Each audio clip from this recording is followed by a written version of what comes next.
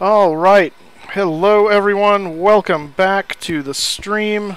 There we go. Get the audio going there. Welcome back to the stream. I am the Flying Moose with you once again. We are flying out of LaGuardia, where we landed the other day on Wednesday. This time, we're not flying west wind. I know a lot of you wanted to see some other liveries, so we are flying southwest today. This is Southwest Flight 3249, service to Chicago Midway. So I just want to start by saying hello to everyone who's joining us so far. Diwa Sharma, welcome to the stream, sir. Welcome back. How you doing? Hey, how you doing for Sweden? Awesome. Swedish time don't match with yours. Yep, I'm busy with work. Finally here. Well, welcome. Glad to have you here. Glad to see you again. It's been a while. I think since before Flight Sim Con, since you were here with us. Blue Man Y, welcome to the stream. Hello, sir. How you doing? Looking forward to flying with you guys.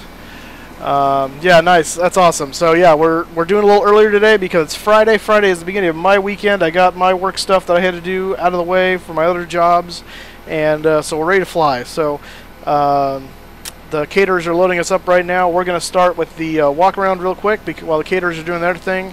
Then we'll get the passengers loaded, and while that's happening, we'll be doing our flight planning to Midway. So let's start with the walk around and check out this beautiful aircraft. So this is a Warrior 1. I'm honestly not sure what the reference is, if that's a team or something else.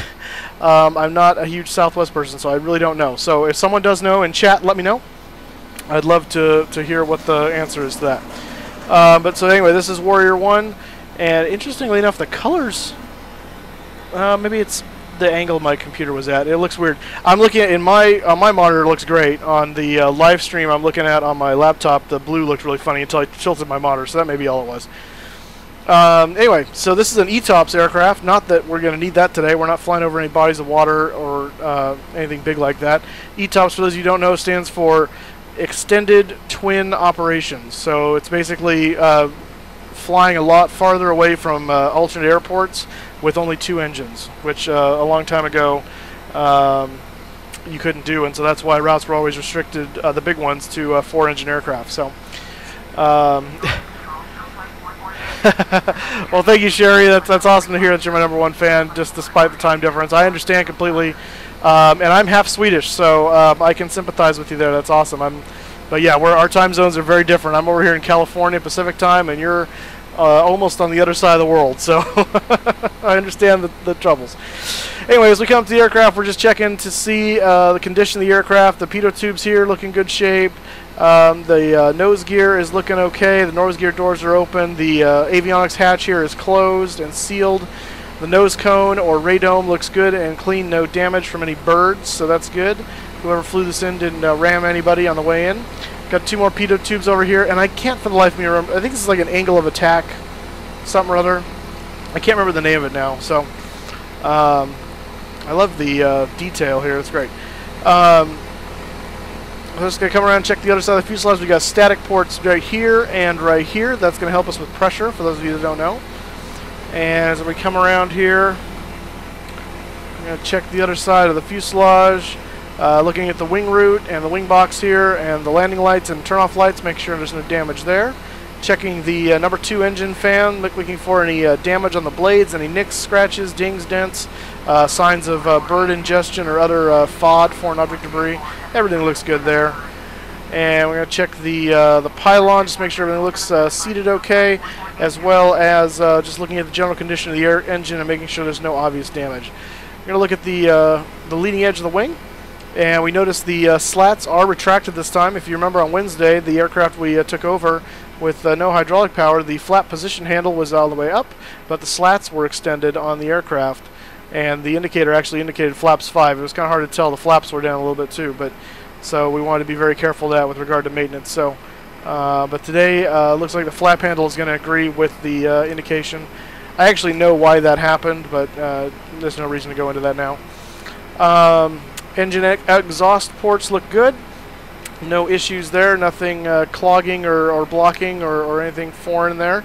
Our tire looks good, as well as our brakes, and the strut there's nice and shiny, so that's good. And we're going to come around and we're going to check the back here. As we come around the catering truck, we're just going to check the horizontal and vertical stabilizers, known as the tail section. And looking in the back here, we get the exhaust port for the APU. And everything's looking good there. I don't see any leaks of any kind or anything that looks like it should be a problem. By the way, just let me know, make sure you guys can hear me. If there's if you're not hearing anything from me, that's a mistake. So sometimes it's kind of hard to tell if I'm being heard. So I just want to make sure that you guys are hearing me, so that's good. Let me know if you don't. Other wing looks good here. We got the main gear, the left main, and again, shiny strut. Brakes look good. Tires look good. No leaks. No issues with the exhaust port on engine number 1. Looks like it. Looks good. Everything's good to go. Winglet looks fine. Lights are working. The nav lights, the position lights. We've got the red port light there. Leading edge look good. Again, slats are retracted. And we're looking good there. We're going to check the engine pylon here, make sure that's okay. And we're going to check the front of the engine fan and make sure it looks okay as well. And it looks to me like this one is good as well. No problems there. Wing root and wing box look good. Landing lights and turn-off lights are good there. And our static port's clear and clean. So we're going to go upstairs into the cockpit. I'm going to check chat here for a second because lots of stuff's coming in. You should check your connections. You said you would check where you're from. Oh, you know what? I'm sorry, I didn't. I will check on that. I don't remember saying that, but I'm sure I did. Love your voice. Would love to meet you. Oh, well, that's very nice of you. Thank you. Yeah, I will check into that. In fact, I'm going to text my... I'll text my parents right now and see if they know what region of Sweden we're from. We may not know. I know I have relatives that are originally from Sweden recently, like relatives that live in Sweden. I don't know. They're more like cousins, so we're not like directly related. We came over from Sweden and like closer to the turn of the century, the last one, like turn of the 19th century to the 20th century, early 1900s, like 1912-ish, 1914, somewhere in there. So. I don't know if we know what region of Sweden. Stand by. Just a second. I'm going to try and do this real quick. Anyone? No.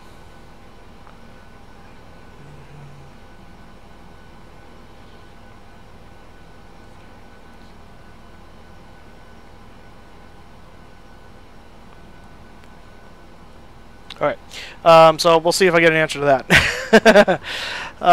Can you see if there's a link something in the engines? Could you see? Yeah, so in the sim, there really is never going to be an indication of any kind of a leak or something like that. That's really what people are actually looking for in real life, walking around the aircraft. I do that and just say what we're looking for because it adds the realism and the immersion. So... honestly, the only things that we'll ever notice in reality on the outside of the aircraft are going to be a difference of position of control surfaces, like the spoilers, the flaps, the ailerons, the slats, things like that. Nothing else is ever going to be modeled. The only other thing that's modeled really externally is like engine fire, which that would be pretty stinking obvious. There'd be smoke. Now, on some of the newer PMDG aircraft, the brakes will heat up and turn red. And so when you land, if you land heavy and brake too hard, the wheels will actually glow like they're on fire, and you'll actually blow tires. You won't see the tires flat, but you will blow tires that way, and you can see the red of the brakes, which is really cool. Dark Wolf, hello, welcome to the stream. Glad to have you here, sir. I also have a book. I'm realizing. No, you know what? That was. No, maybe it's not. I'll check. Back on the Sweden question, I have a book that's actually, it's not a book. It's something that our family wrote years ago called Sweet Home, and it references a lot of the move. They initially moved into Minnesota, and then we moved out to California, and it talks a lot about that. But I think there's a part in there in the very beginning. It talks about some area in Sweden. So you know what, once we get to the cruise, I will find that and I'll paw through that and see if that tells me in there, because that would be really awesome to see the correlation. Anyway, back to flight. No, this is not VATSIM Brad. Welcome to the stream, though. This is we're just flying offline today. I will do VATSIM flights eventually, but so yeah, yes, from Sweden to the U.S. But that was like turn to the 20th century era, like the 1910, 1915, 1920, somewhere in there. Is when our family, my dad's side of the family, came over from Sweden to Minnesota initially, and then slowly moved out west to where we are in California. Ology Technology, thank you, sir, for the props. I love your streams. Thank you so much. I appreciate it. Welcome to the stream. Glad to have you here. Despite to what age? I'm not sure, Sherry, what the that last part means. What you're referring to? Are you asking my age, or the age of my family, or when we came? I'm not sure. Clarify, please, and I will be happy to answer you. Okay, so the catering is done, so I'm going to go over here and close the doors so we can start boarding the people, and then we'll go over and do our flight planning and get that done. So I'm going to go over here and tell them to request boarding. We have 122 people scheduled to be on board today, and about 8,400 pounds of cargo. The packs are on for the passengers, so they can have air as they're coming in, because I'm sure they would appreciate that. The APU is running, that's supplying that. And now that they'll start boarding as soon as the catering trucks get out of the way, we're going to move over to flight planning. So I'm going to change over here to Chrome, and you're going to see the thing go nutso, and we'll go over here to SimBrief. So our Southwest Flight 3249, this is an actual flight from LaGuardia to Midway today that we're modeling. In fact, it takes off in reality, I think, just a little bit ago in real time. So we're just a little behind the curve here. Our alternate today is Detroit Metro Wayne Airport. We're going to try to get out of here by 21:35 Zulu. That's in just about 20 minutes. So we'll see if we can make that happen. This is all standard stuff. We don't care about that. In fact, I don't think that's our registration number. I think it's like 800. So we're going to do that. They're estimating today runway 22 for departure, which is what we landed on. What's really funny to me, we landed on Wednesday on runway 22 and taxied to gate Bravo 8. Which I didn't realize we did. I mean, I can go back and look at the video and confirm it. But so I looked at this on FlightAware on this flight, and the gate they were taking off was from Bravo 8. I didn't know that correlation.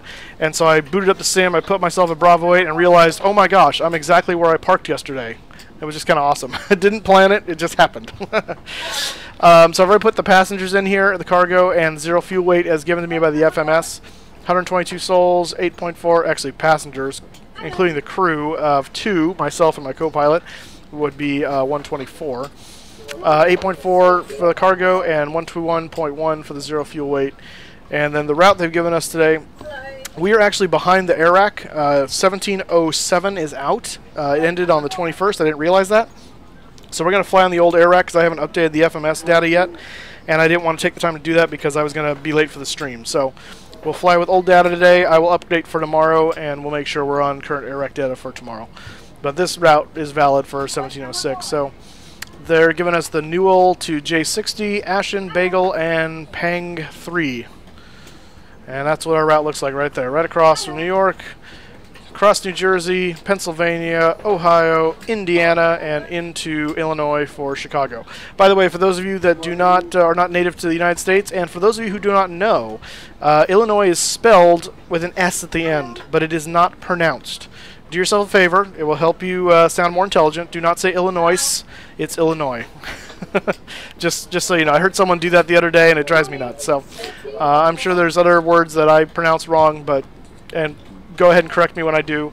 But yeah, we might as well all try and be smarter. So like, even if you are Swedish, oh, I see.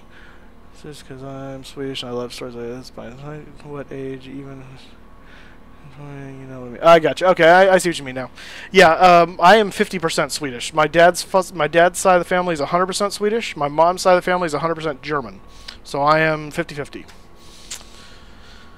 So yeah, okay. So we've got that. That's all set to go. We're not doing ETOPS. We don't need any of that. So we're good to go. Generate the OFP. Yes, please. Generating.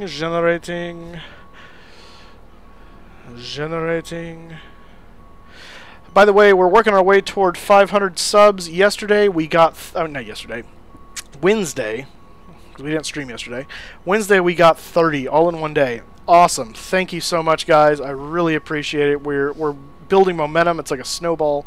I love it. That's the most I think we've ever gotten off one stream, and that was Wednesday when we streamed. So thank you so much. We'll continue to push that and implore people to subscribe. And I just thank you guys for your continued support. It means a lot to me. Alright, so here we go. We're going to be flight level 360 today. We are going to be just under... In fact, I'm going to round that up. They're wanting to give us 19,900 pounds of fuel. We're going to take 20,000 pounds of fuel. We're just going to even it out. Zero fuel weight is right there. And then here is our route. Newell, J6D, Ashen, Bagel. I love Bagel. That's awesome. I want a Bagel. Pang 3. Where is Bagel? Is that like right in here? That's top of descent. Oh, that's Pang. Okay. Ashen. Wait, if that's Ashen... Oh, Bagel's got to be right at top of descent. It's in there somewhere. There's like two of them right there. Look at that. So Bagel is right before our top of descent. We're going to get to Bagel, and we're going to go down. Oh, that's awesome. To look it up, but just not a day. Yes, I did. I just texted my mom to see if they know, and I'm going to find that. I've got that little paper book here somewhere. It's in a pile of stuff. So once we get to cruise, I'm going to look at that. And you can well, let's see. I'm on Twitter and I'm on Facebook. So if you want to get in touch with me off of the stream, you can do that. I don't know if there's a way to private message through YouTube. There might be, but I've never done it. So if you can figure that out, you're welcome to do that as well.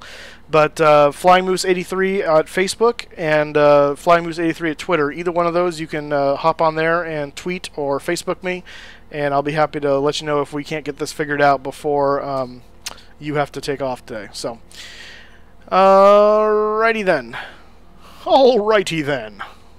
Channel Ace Ventura. Let's see. Fuel alternate is 3777. So I'm going to make a note of that. And our final reserve today is 3512. 3512. And that gives us, let's see, that's 9, 8, 12, carry the 1, 4, 7. So 7289 is going to be our bingo amount, and 3512 is going to be our final reserve for our FMC. So we're going to make a note of both of those. So, okay, awesome. Then, yeah, you can message me on Facebook. That's true. So that's doable. So do that, and I'll get back to you. But I'll go over that on the stream today, too. So if you're still here with us, then that's fine. Let's download this for FSX. If you're just joining us on stream, we are going to Chicago Midway today. If you haven't noticed, we're flying Southwest colors today. And we are getting ready to leave from LaGuardia. So join us for the ride. It's gonna be a lot of fun, I'm sure. Let's see. Let's get this loaded up in the weather, and we'll check the weather. LaGuardia to Midway. There you are.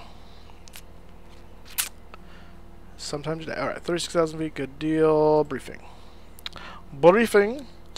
All right. So in LaGuardia, weather today looks like it is. Hang on. 23. Oh, that's the date. Okay, good. Just want to make sure the Zulu time looks correct. 2051. Yeah, it's pretty recent. Okay. So winds right now look at about 220 at 11. 10-mile visibility. And let's see, scattered at 3,700, broken at 4,800, broken at 6,000, and then broken at 25,000 feet. Temperature 29, dew point 22, and altimeter 2965. So 220 at 11, so that's right down runway 22, so that makes sense. So we should have a straight-on headwind for the takeoff. And in Midway, in about an hour and 45 minutes, which is our estimated flight time, we're estimating winds at 290 at 8 and 10-mile visibility. So we should be able to hand fly that. It's few at 6,000, so the deck is nice and high. 2971. Nothing too scary there, so that should be good.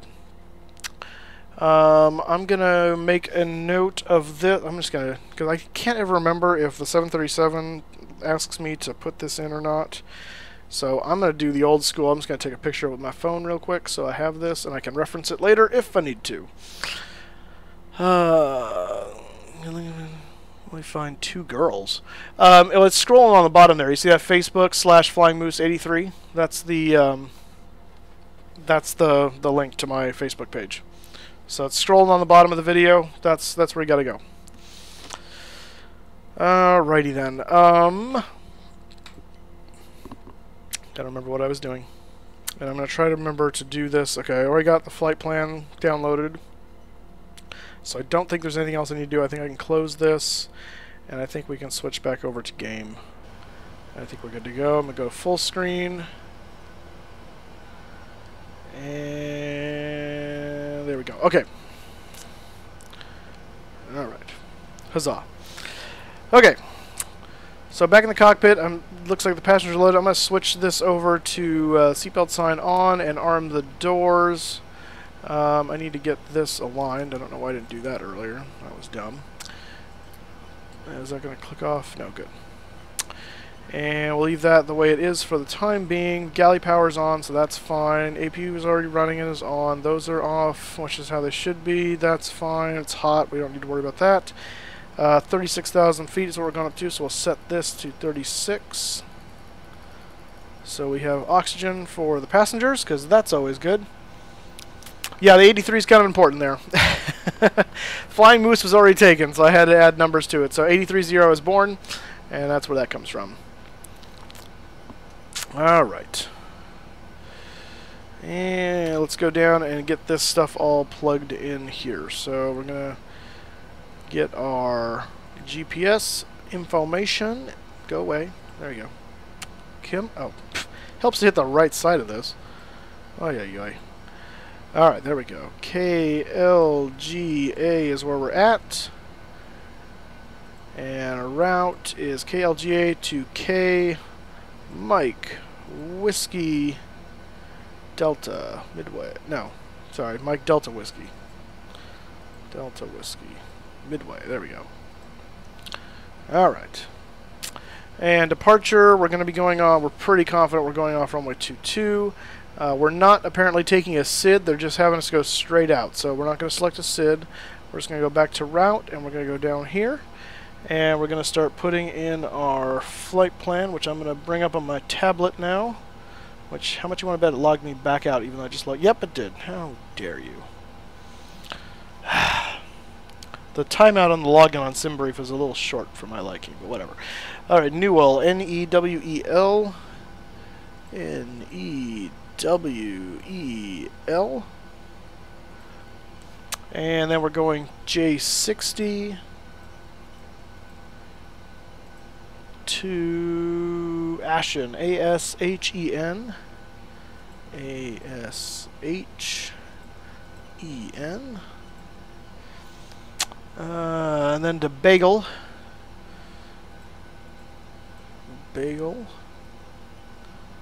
Wonder if there's some local... Oh, here we go. Okay, so tips and tricks when you're doing this. Whenever you put in a VOR or a fix and it comes up with multiple ones, there's oftentimes a really easy way without having to look up the number to figure out which one is correct. First of all, the closer one to the top is going to be a closer distance to you. Now that's not always going to help you, but in this case the easiest way to figure out is to check the hemisphere. We're flying in North America. We're in the Western Hemisphere, so the W gives it away. This is somewhere over in the Eastern Hemisphere, not going to be helpful to us. So it's clearly this one.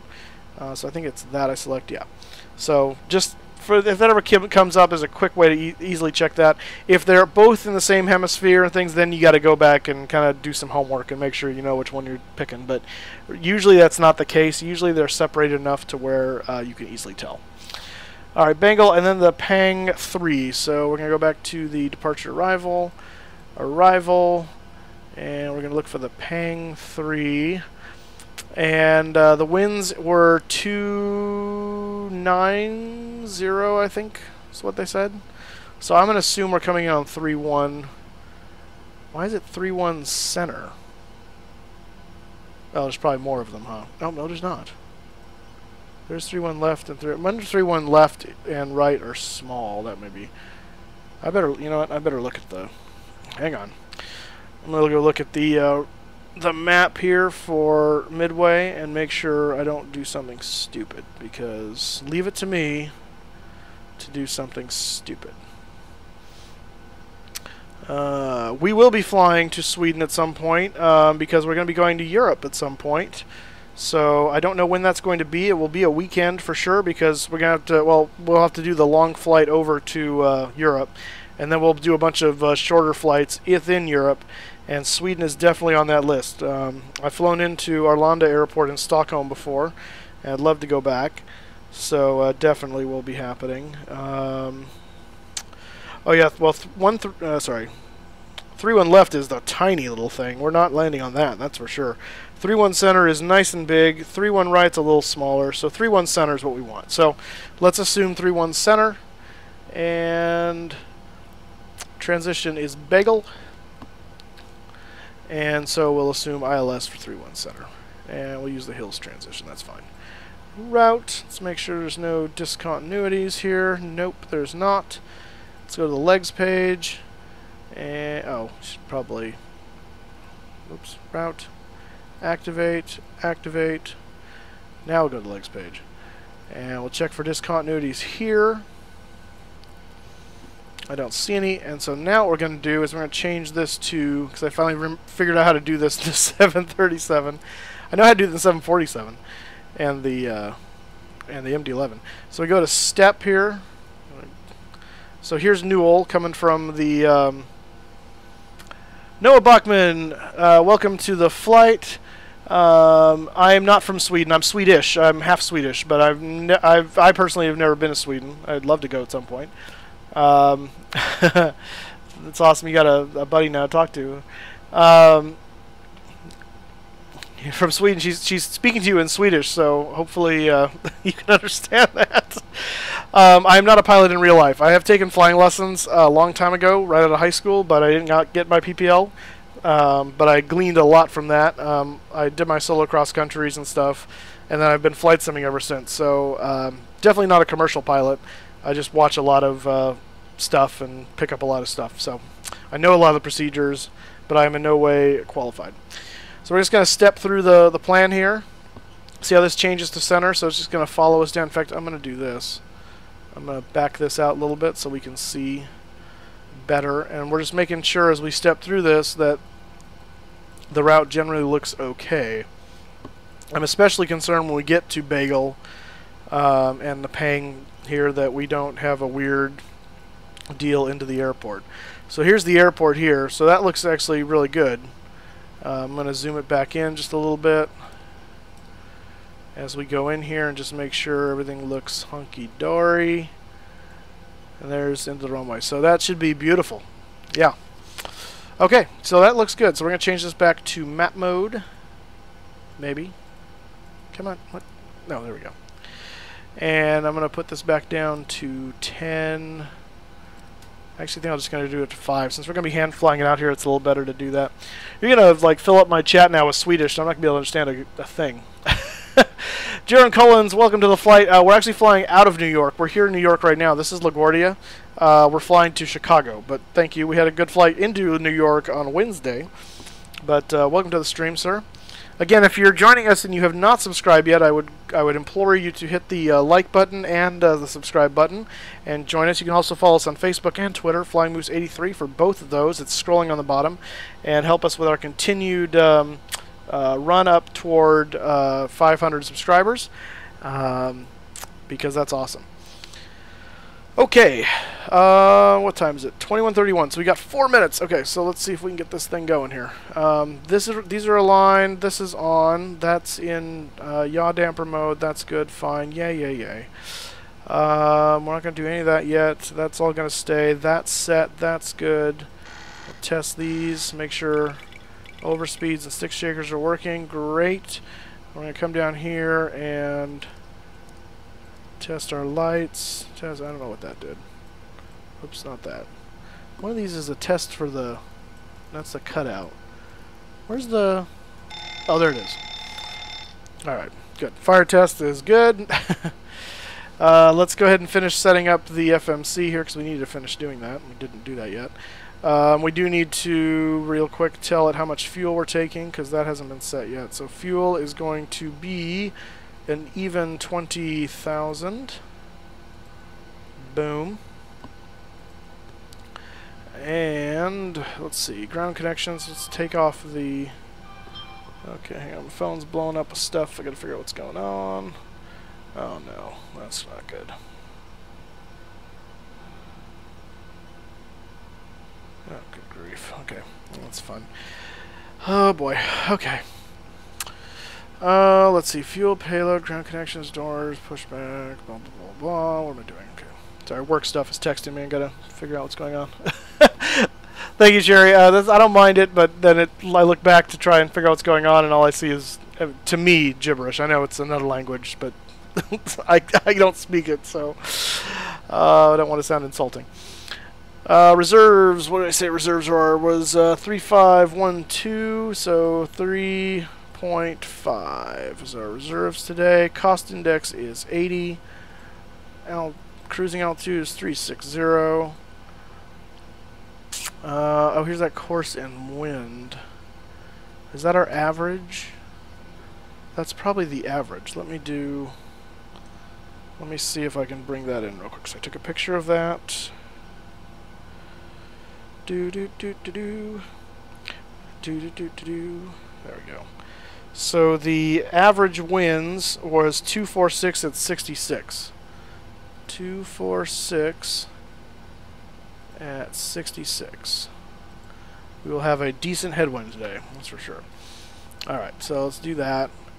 And let's talk about outside air temperature, deviation. I don't think I do anything with that, so okay, fine. I don't think we're going to derate today. I think we're going to leave it alone. Outside air 29C, I think it does that for... Oh, it's selected, so yeah, we'll just go with outside air temperature. That's fine. And flaps will be 5. And center gravity is going to be 28.5 for a 4.14 trim. And that gives us a V2 of 146. So I'm going to set V2 plus 15 up here. Whoops, yeah. So 146, 156, 161. Boom. Alright, flight director on. And what time is it?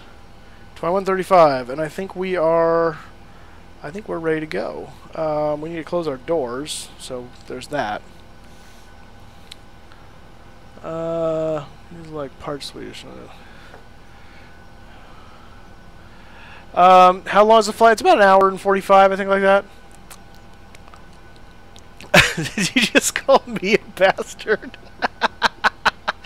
In the truest sense of the word, I suppose, because I think that's like your half something or whatever it is. So, yeah, that's fine. It sounds really funny, though. Love it. Okay. Don't worry, I'm not easily offended, so, I have a very thick skin. That's okay. You're fine. You may have been referring to the other guy, too. I don't care. So yeah, about an hour 45, something like that. I'll know more in a second once we get out of here. What was I doing? Oh, I was about to close doors. No. Doors. Close the door. And we'll close these doors. And doors are shut. Okay. Execute that. Okay. That was performance. Okay. So now, let's get our clearance, because we haven't done that. Oh, let's file the flight plan first, why don't we? Should help to do that. Load. LGA. Nope, too far. Nope. There we go. Do that. 36, good. Okay, do not move my aircraft. Alright, let's see here. This is not so good.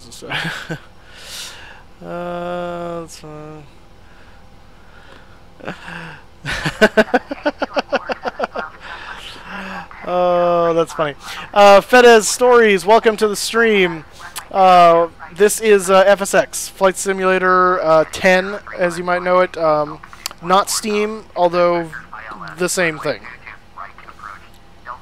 So, yeah. I'm going to call clearance here for our clearance. I'm going to call clearance for our clearance. It's not Steam, it's the box edition. Electric Ice, welcome to the stream. Welcome back, sir. How you doing? Are you speaking Dutch now? Because that's just awesome when people know like a billion languages. I know a little German, but not much. Let's see. Cleared to Midway's fall. One heading climb. 14,000. Got it. Okay. So 14,000. All right. Bob Dill. Thank you for subscribing, sir. Welcome aboard. Welcome to, you have just been upgraded to first class because of subscribing. I'm going to start doing that. Maybe not first class. Maybe first class will be for donations. Maybe this will be premium economy. Although I don't know what Southwest even has. It's probably just all steerage. It's a budget airline, you know. I'll bet you know heaps of German. Harry Cartwright, I feel like I've seen you on stream before. Maybe not, but welcome if I haven't before. You made it before touchdown, Electric Ice. Well done this time. Nicholas Sakov, hey, welcome to the stream. Welcome aboard. How you doing? Looks like we may have some buffering issues. That's fun. Not really. Crap. What's going on? Is my internet going down? I hope not. Noah Backman, thank you for subscribing, sir. Welcome aboard. This is single player at the moment. Noah, thank you for subscribing. It's single player, and we'll be doing some multiplayer once I get the Steam edition going. I was hoping to do that for today, but ran out of time, so later on this weekend probably. Let's get LaGuardia ground. Request text. Guten Morgen, Harry Conrad. Over here it's Guten Abend, but, well, it's more like Guten Tag. I guess Guten Abend is good evening. But yeah, where I am. Where I am, it's about 2:41. Right, 2-2. So Alpha, Golf Golf, Papa Romeo. I'm going to write that down. Alpha, Golf Golf, Papa Romeo.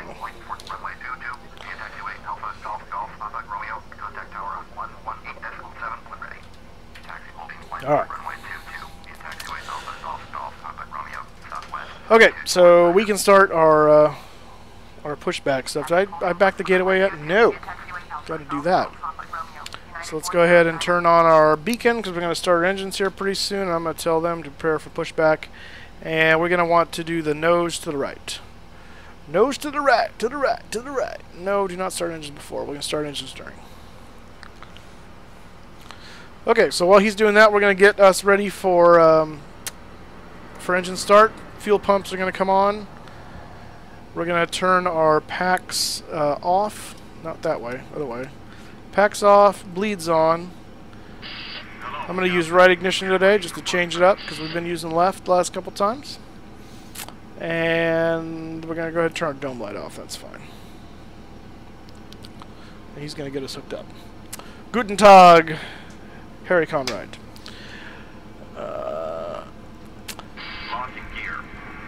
And a snap, no problem. Gotcha. Okay. Cullens, because I'm not sure how to pronounce your first name. I'm American. I'm here in the United States. I am in California, in the Central Valley, in Fresno, if you know your geography. So that's where I am.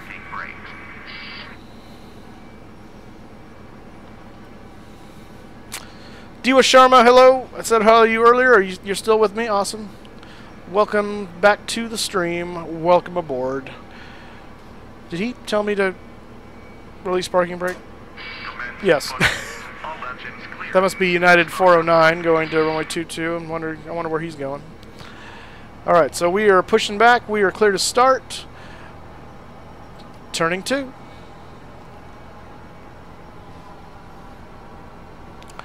Harry Cartwright, I'll check out your channel, sure.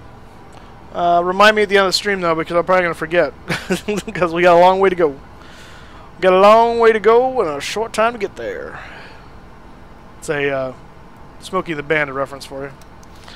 Fuel on, engine 2. Light up.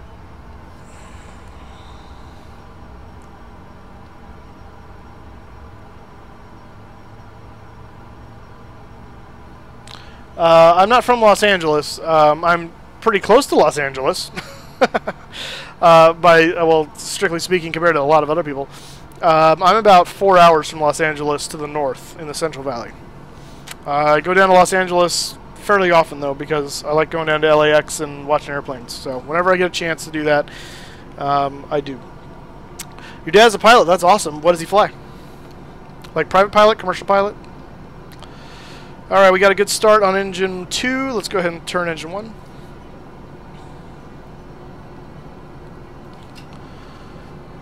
N2 rotations right here. Set parking brakes. N1 rotation is up here.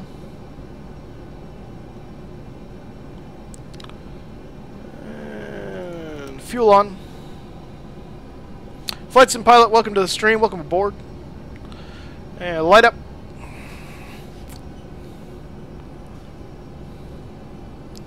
While we're sitting here, let's go ahead and test the TCAS.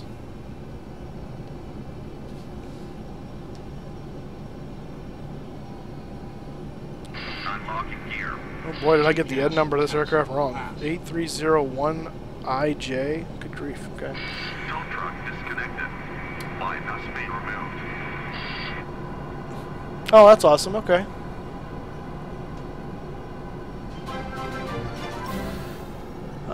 Fishu Games PL, thank you for subscribing, sir. Welcome aboard. Very special thank you and a welcome to you. I'm familiar with Fort Lauderdale and Fort Myers. I'm blanking at the moment where Fort Myers is. Fort Lauderdale's in Florida, though. That's over down by close to Miami. Encrypted Pilot, welcome back to the stream. Has been a while since I've seen you. Awesome to have you here. Welcome, sir. Alright, both engines are started. Let's do our flaps to 5. We need to set our trim accordingly, which is not on this page. 4.14. So, like right there. Barely move that thing at all. We can go ahead and turn our packs back on now. We're going to go ahead and turn our APU bleed off. That's going to be set to auto. Gens to on. And we can kill the APU at that. Go ahead and turn on our electric hydraulic pumps. That's all set to go. And we're not going to do any of that. Well, actually, let's turn these on for kicks and giggles. And I think we're good. Brakes off. We're going to ring Alpha Golf Golf Papa Alpha Golf Golf Papa Romeo. So I don't know what that is right there, but let's head forward. I'm not sure what the caution is for. Oh, it's that anti-ice crap. Yeah, it's got a torpedo tube drop. That's fine. This is Alpha right here, so we need to turn on to this. And then we're looking for Golf Golf. Alright. Pilot Boy Colmer, welcome to the stream, sir. Rotate Korean something. I can't read. Welcome to the stream. That is Korean, though, right? Did I get that right? Or is that just weird symbols? No, it looks like Korean. I think I can... Usually I can distinguish Korean from, like, Chinese and stuff. I can't read any of it, but I can. What's going on here? People are asking me questions, so I can't read them. Me and my dad are flying. Oh, nice. But if you have TS3, let me know. You're referring to TeamSpeak 3? Because I do have it. It's not turned on at the moment. I can get it set up during the cruise. Tonight is Cali Screamin'. I don't know what that means. Oh, on VATSIM. Pilot Bolt Colmer. Oh, Kenny Colmer. Oh, gotcha. Okay. Yeah, welcome back. Possibly. We'll see. I don't know. We'll talk about that. Let me get into the cruise, and then we can talk about that, because right now I got a taxi, and it's hard enough just paying attention to that. So, this is Golf Golf. We're going over here to, I'm guessing this might be Romeo. Maybe. If I recall correctly, this right here is 22 over down this end. So, oh, now I'm on Papa. Okay, so Golf Golf Papa. Yeah, so we're looking for Romeo. All right, 757 just took off. Yeah, the United one. Of course, by the time I see that, I'm gonna.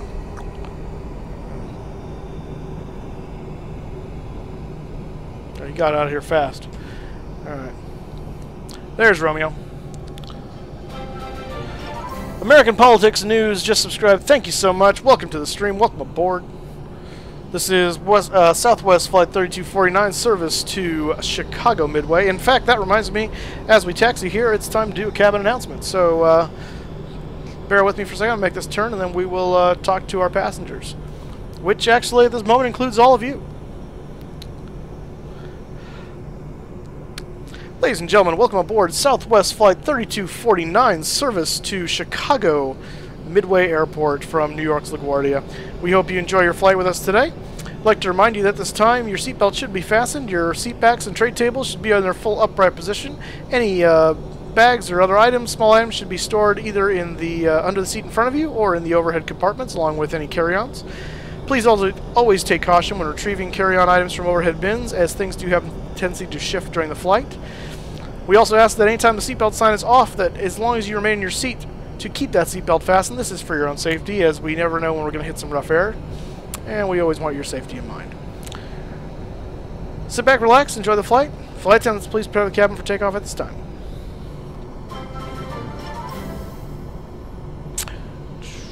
Blue Crayon, welcome up.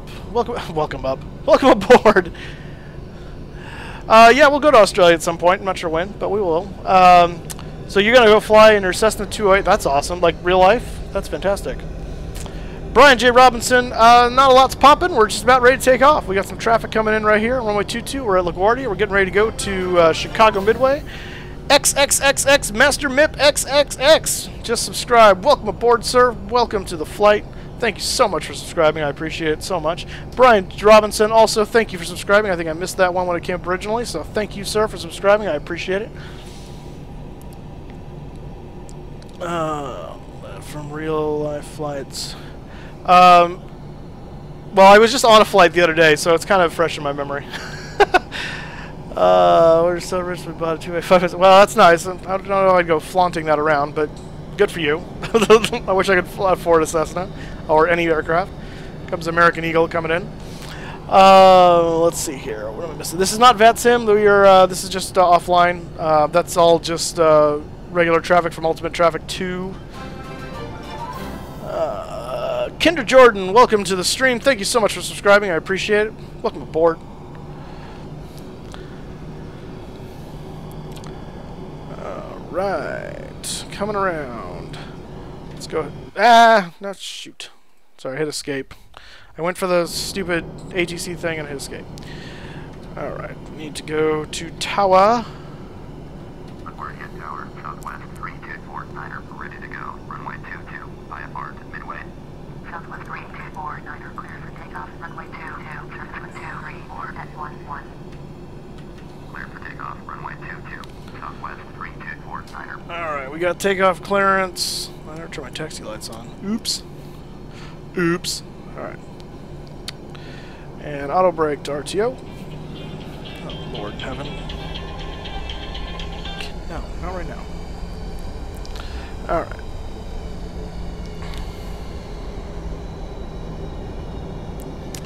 Alright, getting ready to go. I've flown into Bogota, Colombia before in Flight Sim. It is a beautiful area. We'll do some South America stuff at some point. I'll talk about specs and stuff when we get into the cruise. I can't do it right now. We're just about ready to take off, and so my workload's a little high. And DWAS, I'm gonna look at what you're saying too at that point too, because again, I gotta go, as they say in Raptor Stream. But not that kind of go. We gotta go like as in takeoff. All right, TCAS is on. We're gonna switch the traffic mode there on so I can see that. Flaps down. Trim set, brakes are RTO, we're ready to go. I'm going to switch on auto throttle here for the toga, and Toga! To a barrel roll.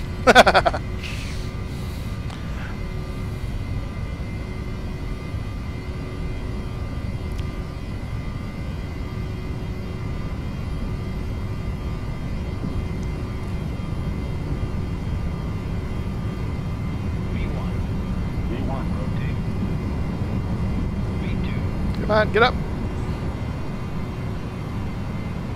There we go. I don't know my flight director. It's weird. Positive reg, you're up. Flight director's on, right? Yeah, it is.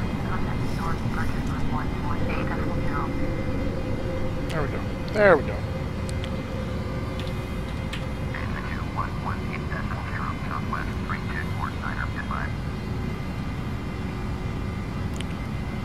Boom, boom, boom, boom, boom, boom, boom, boom, boom, boom. Move on over the beautiful city of New York. Da da da da da da da da da da da da da. I'm kind of surprised this route takes us well. I guess it's not actually a departure, but I'm surprised. I don't think they let you fly directly over Manhattan anymore. I think 9/11 took care of that, but whatever.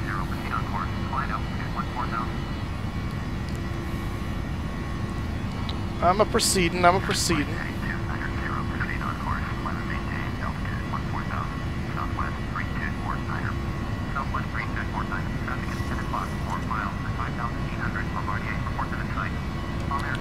Alright, flaps up to 1.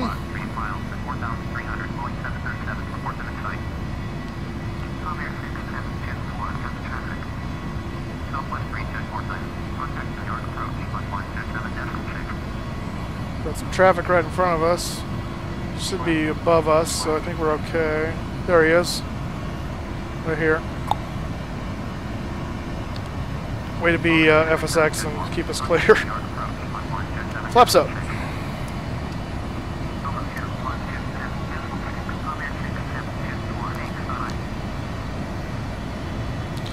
Alright, as we leave the New York area, our frame rates will get better, because boy is it taking a toll.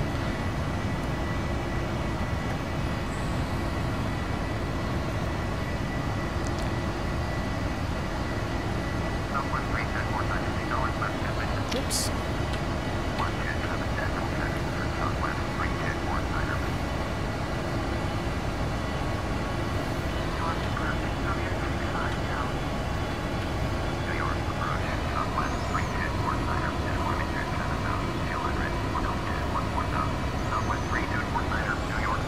Well, that's cool, DUS. That's awesome.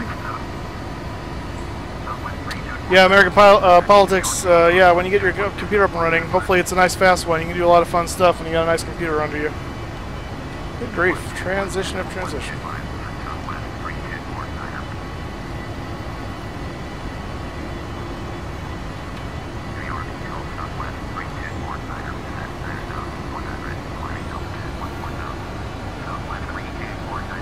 Alright, DUS, have fun. Enjoy actually flying. That'll be awesome. Yeah, we'll see about that, Harry Cartwright. Just give me some time. I've got a hand flying at the moment, so.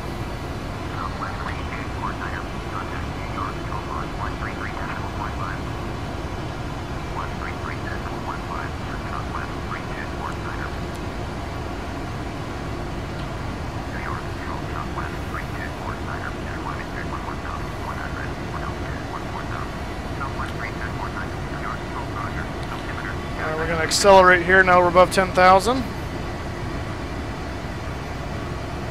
Get up to climb speed.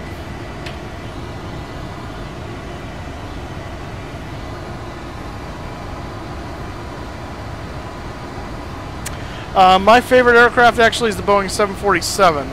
And one of the reasons I like it is because it's very large. I'm a fan of Boeing first. The A380 is cool, but my personal opinion, I like the 747 better. 737 is nice, and PMDG did a fantastic job. I have the PMDG 747 as well, which I like even better, but I don't like using it for really short flights because it's not what it was designed to do. So when we go to Europe here in not too long from now, hopefully, we'll definitely be taking the 74 for that flight. Alrighty. Let's go ahead and actually I'm gonna trim this first so the autopilot doesn't freak out. We're approaching our top of climb. Okay, autopilot's engaged.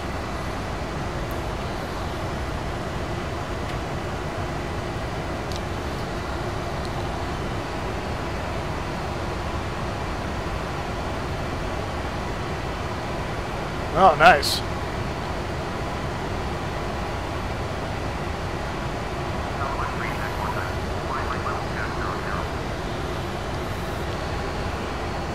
Okay.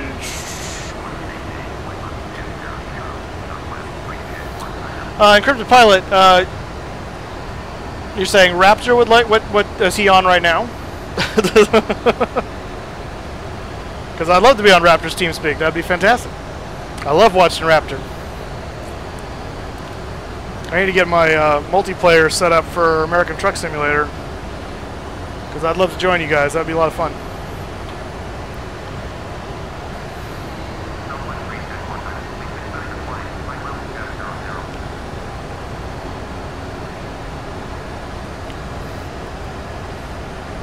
Ah, oh, dagnabbit.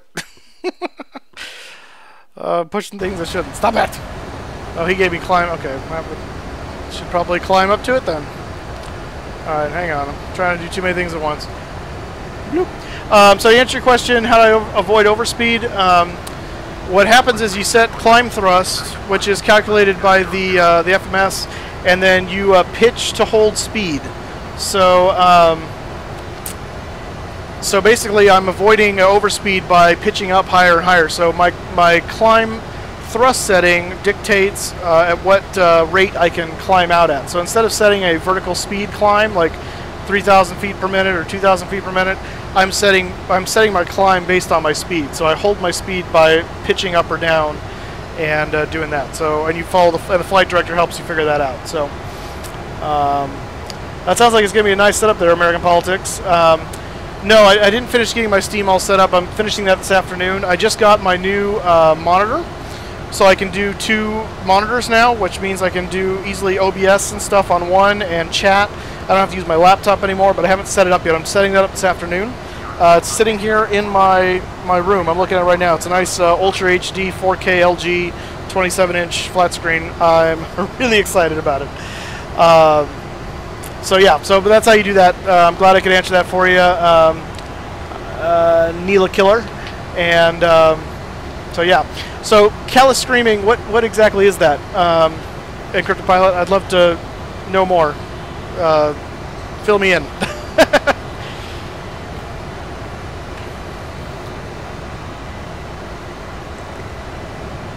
Da da da da da da da da da.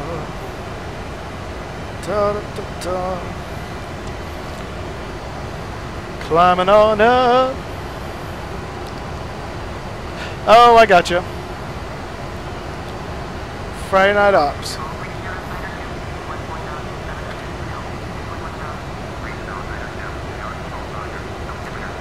All right. Well, I'll try to get my what do you call it?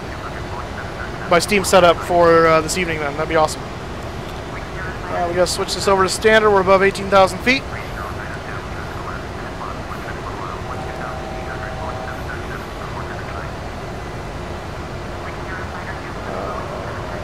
CallosScream.com. All right, I'll check that out. That's awesome.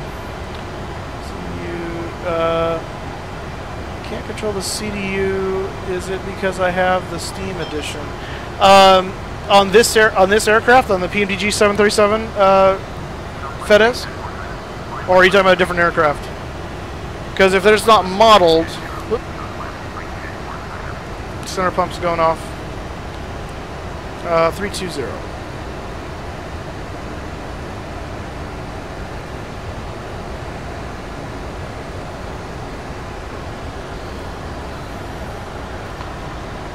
Darren, really? Come on.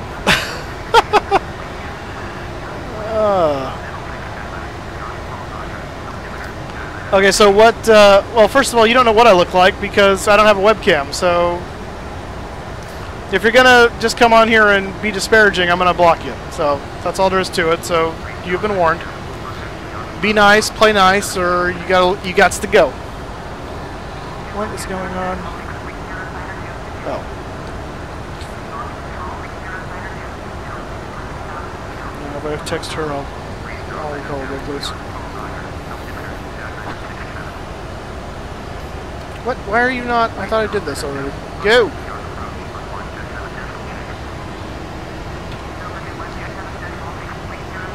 There we go.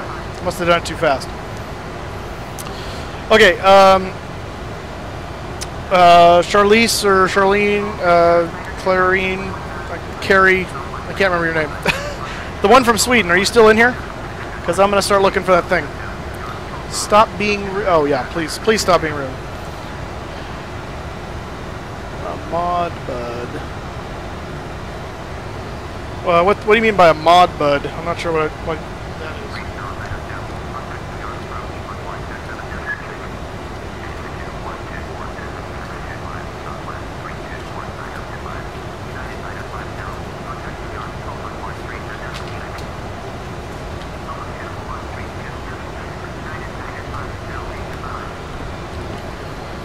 Oh yeah, actually that's not a bad idea.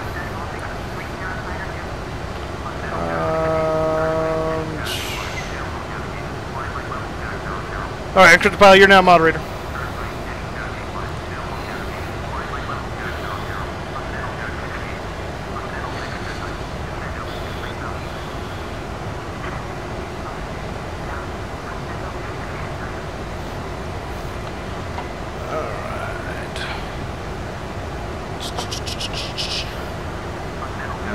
Where on earth would I have put that? Ugh. Yeah, she might have left. Still on.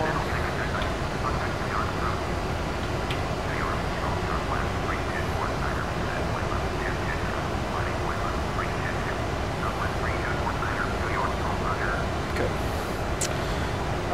I just saw that not that long ago. What did I do with that thing? I thought it was over here.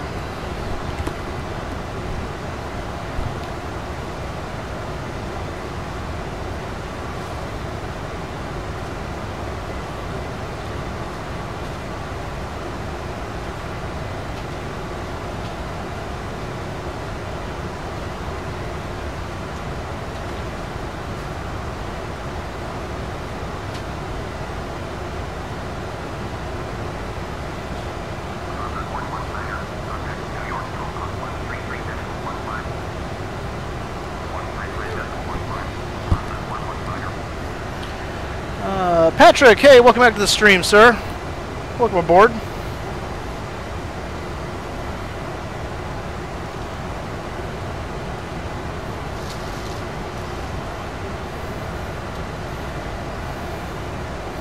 Aha, here it is. Alright, so I was trying to find a booklet. It's a story of my Swedish heritage that one of the ladies on here was curious about.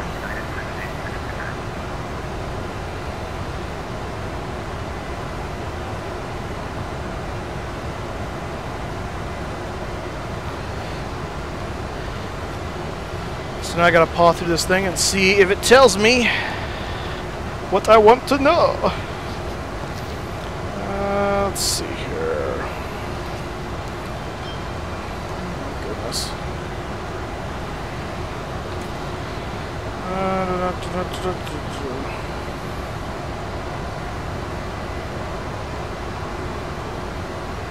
Aha! Okay, at least know part of it. So, if she's still in here, I've got information, and I'm going to mispronounce some of this. So, it looks like, to some extent, I had family in Vika, in Västergötland, Sweden. And this is someone who was born there in 1824, and same province, and something on the bank of the Goda Canal. Are we yelling at me? No.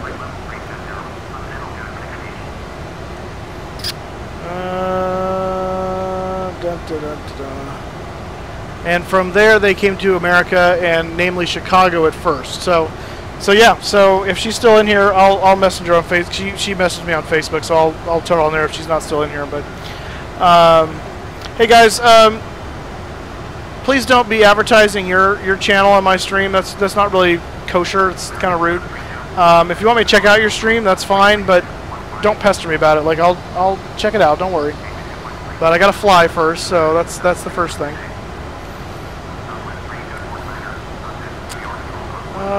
Let's see here. My goodness, that's quite a setup there, American politics.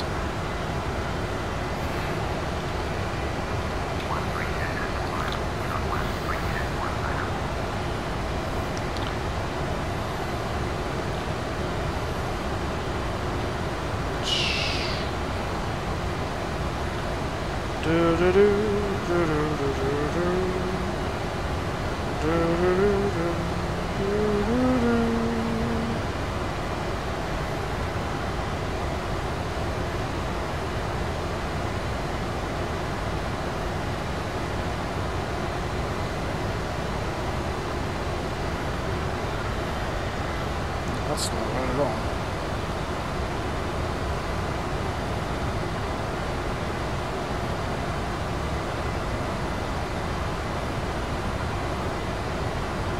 Nope.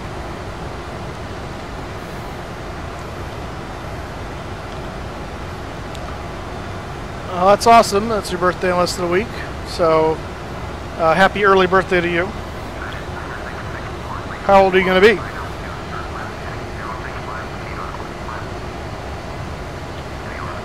I already did that. Apparently not. Oh, we can turn off our landing lights here. Oops, nope, don't want to leave those on. That can spin off. There we go. Okay, that's all good to go. And that's for... Whoa!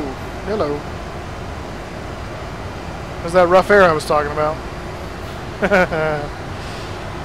10? Oh man. Gonna finally be double digits. That's awesome. Almost 6 grand. My goodness. Whew. Well, it might be if it's not the PMDG 737, they may not have modeled the CDU on the on that aircraft. So that's possible.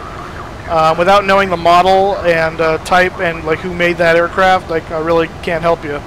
But if it's working on everything else, it's very possible that there is an incompatibility issue. It seems unlikely. Most Steam stuff works pretty nicely now with most FSX stuff rather works pretty nicely with the Steam edition.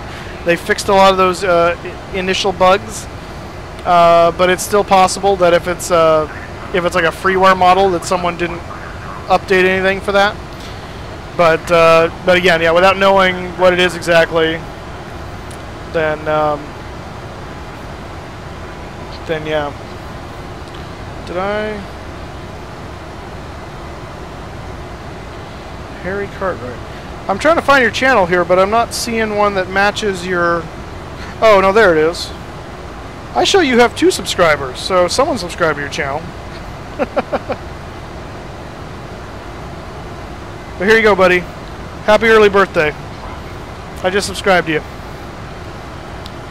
Alright.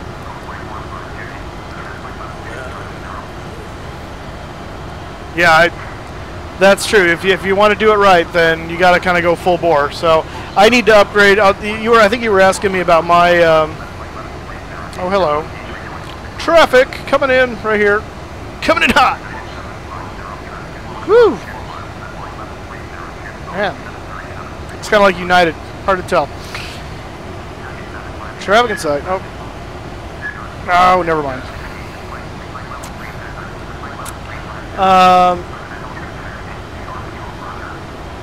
It's not working on any aircraft. I think you said you was working on all the aircraft, just not that one. Or it's just not that computer.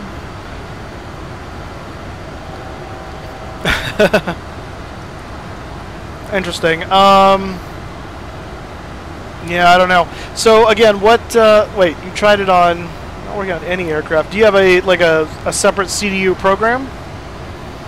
I'm assuming with CDU you're referring to this guy down here, right? Just want to make sure we're on the same page. The also known as the FMS or FMC.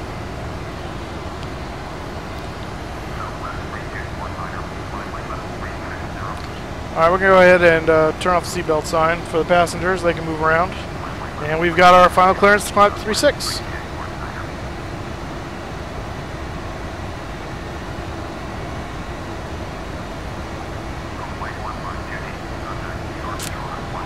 Alright. So anyway, someone was asking me about my CPU specs. I don't remember who. And so I'll go ahead and give the now that we're in the cruise. It is a AMD 6-core. I think it's a FX 6100. It's 3.3 gigahertz, but it's overclocked to 3.9. And running 8 gigs of RAM, which I need to upgrade my RAM. I need to upgrade my RAM and my CPU, actually, because the CPU is pretty old now. And then I've got a NVIDIA GTX 970 running 4 gigs of video RAM. So...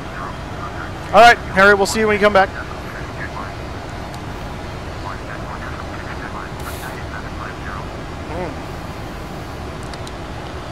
Alright, so, Encrypted Pilot, are you still here?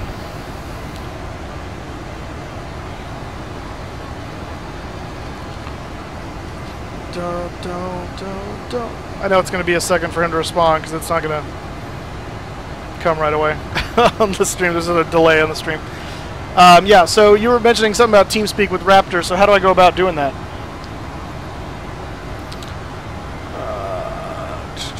Yeah, I told you I made you moderator. Come on. Were you not paying attention? Yeah, so, Fedez, who makes the 737 that you're talking about right now? What,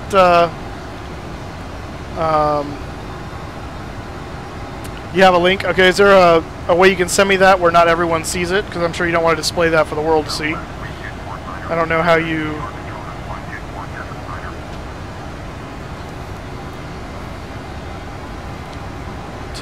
I7, 8-core. Nice. Matthew Weinstein, welcome to the flight, sir. Welcome aboard. Yes, this is a Boeing 737. In fact, it's about high time we did a exterior shot here, so I'll give you that. Oh, good night. So yes, the Boeing 737-800 NGX by PMDG. Thank you, Fedez. I appreciate that. We can see our beautiful chemtrails spraying the masses. We will indoctrinate you all.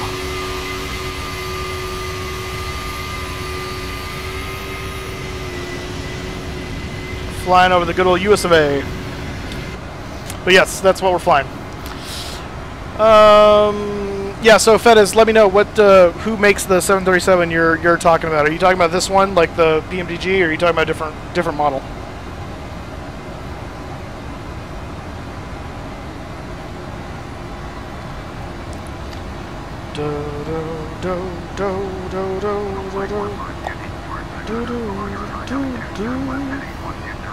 I'm gonna have New York stuck in my head now.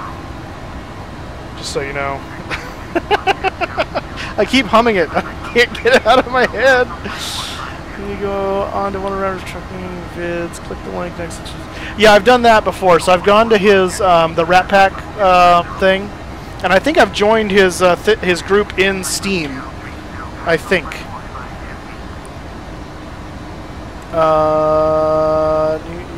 Oh yeah, I have to do that still. Yeah, see, that's what I'm talking about. Dun, dun, dun, dun, dun.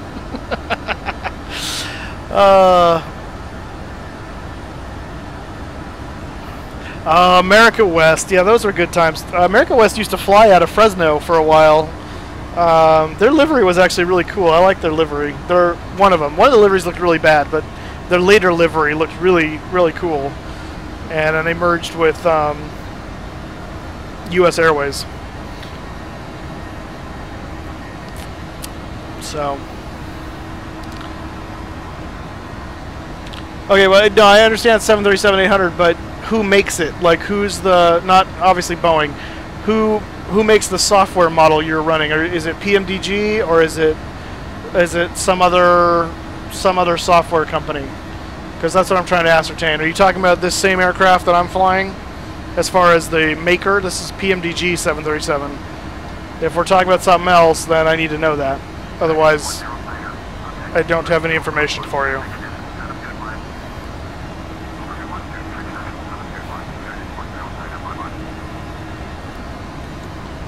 Alright. What are you... Yeah, okay.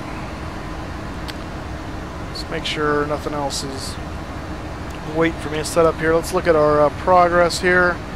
Let's see, to Midway, 23:32 Zulu. What time is it now? 22:18. So we're just over an hour away from Chicago Midway at this point. As we fly through the sky, we've reached our cruising altitude of 36,000 feet.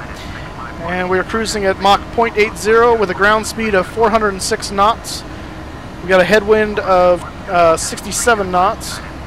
That's slowing us down. Stupid headwind. I'm guessing he's talking about PMDG, but I need to hear him say it, because I'm trying to draw that out of him, and it's hard with the delay to... For those of you just joining us, come say hello in chat if you haven't already. Also, make sure you subscribe, and you can follow us on Facebook and Twitter at FlyingMoose83. Also, be sure to hit that like button on the video. I appreciate that very much. We're working our way toward 500 subscribers, and we're getting awfully close. We got 30 Wednesday on the stream. I'm hoping to get a bunch more today. And tomorrow, you'll not want to miss this. Tomorrow, we're doing the challenge flight, what I'm calling it. And for a little history, if you guys haven't heard from it the other day, someone came onto my channel. The very first video I ever posted, this just happened the other day, but the first video I posted like 2 years ago or so, or 3 years ago, posted on there. It was a 747 flight from LA to San Francisco. It was a real short thing. And said, hey, if you want a challenge, do this. And he basically gave me a whole set of criteria for flying really bad weather and no automation, so no autopilot. And I said, challenge accepted. So tomorrow we're going to do that. So you can all watch me either succeed gloriously or fail spectacularly. But one of those two outcomes will happen. But we're going to try that tomorrow with the 747, the new one, the new version 3, out of LA at weather minimums, no automation, and weather minimums into both airports. So we will use the ILS, but we will not use the autopilot to track the ILS. I will have to track it manually. So come join us for that tomorrow. It'll be, I think we're going to try and do that sometime before noon Pacific tomorrow. So that way as much of the world can watch that as possible. Because I'm over here on the West Coast. So for those of you on the East Coast and in Europe, that will hopefully work for you guys. Or at least better than later this afternoon does for you guys. So yeah, program I'm using to record. This is, it's not actually to record, it's to stream, but it's OBS. Open Broadcaster Software, Open Broadcaster Studio, something like that. Just type in OBS into Google. It's free. It's freeware, and it works great, especially for streaming. But you can also use it just as a straight recorder too, if you want to record your flights. It does have a limit on the amount of bit rate that you can record to because it's designed for streaming, but it will do it. Andrew Taplin, welcome aboard. You say sup, mate, so I'm wondering you're either from England or from Australia. Maybe. Remember on the ILS, yeah, red over white, you're all right. Red over red, you're dead. That's right.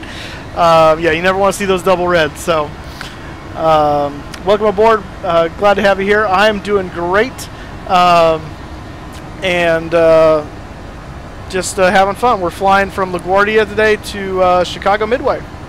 So, welcome aboard. Thanks for joining us. If you haven't already, hit that subscribe button. I'd appreciate it, and also hit the like button.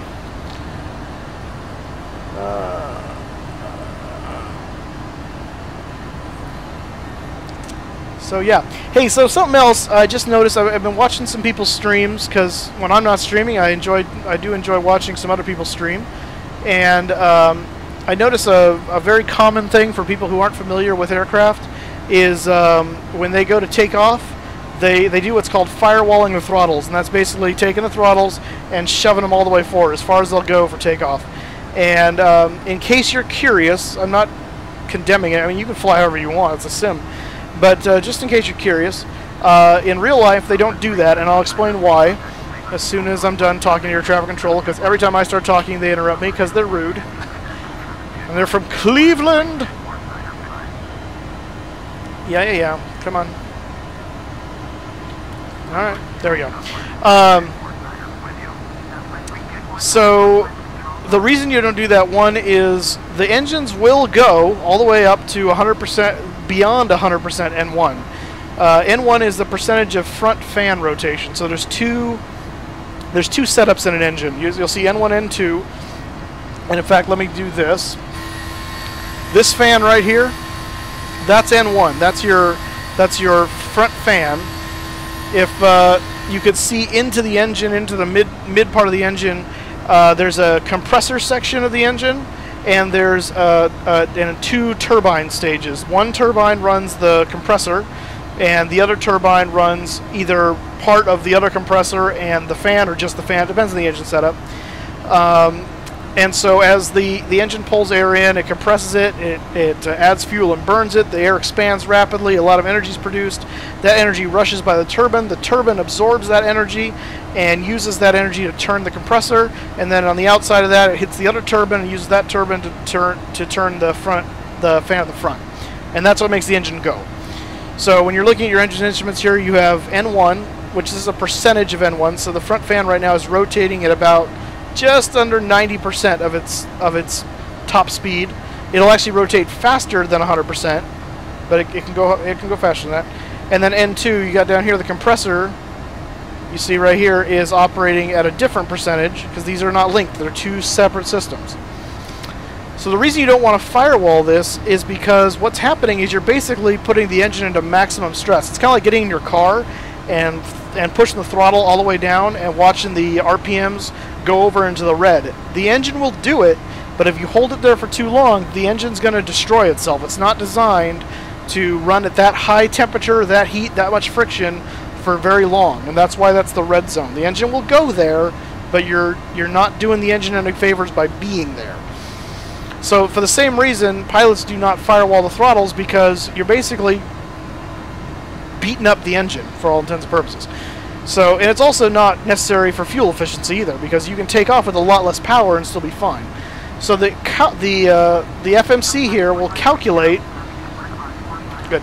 The FMC here will calculate the takeoff thrust setting, and it'll do that in one of two ways. On the 737, it does that giving you the N1 number, the N1 percentage.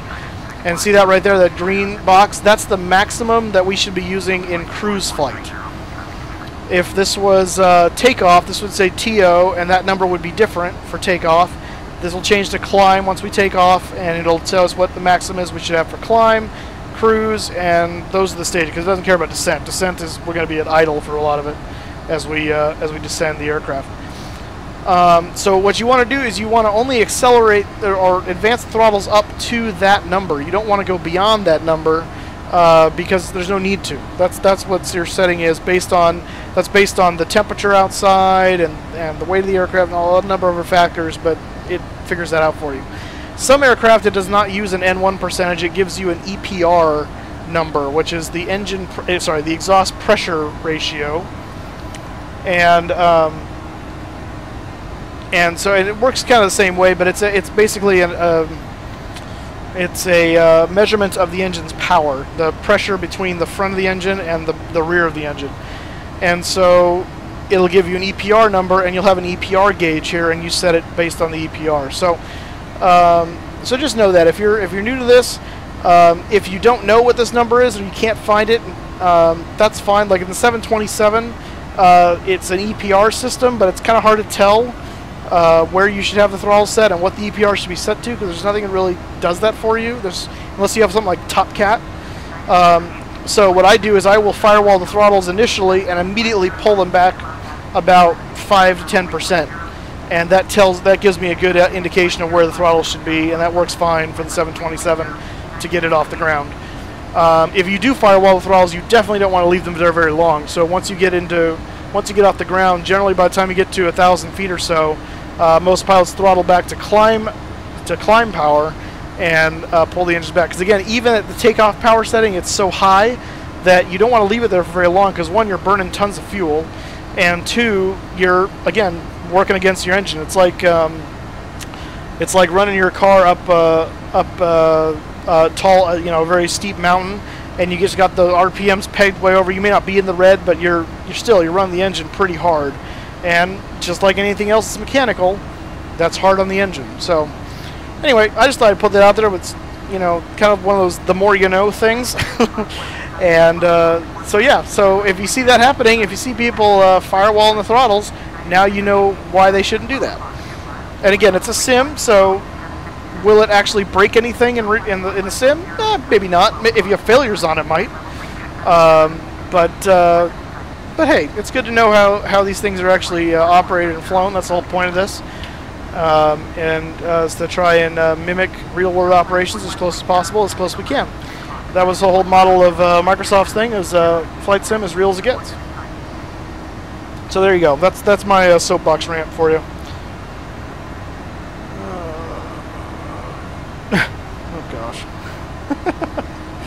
Sorry, I'm getting texts from people. It's kind of funny. All right. Oh, gotcha. Hey, Sherry, before you go, were you here when I found out where we're from in Sweden? Because I found out.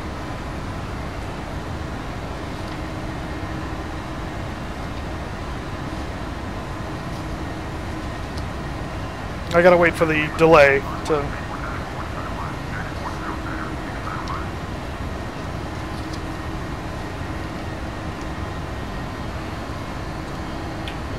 Da da da. Ba ba ba.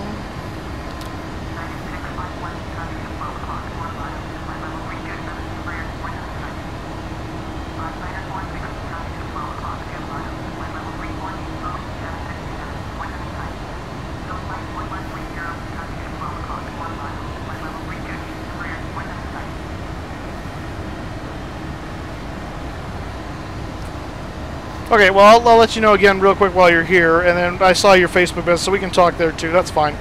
But it looks like there's history of us being in Vika in Västergötland. That's Vastergotland. And also by the Gota Canal,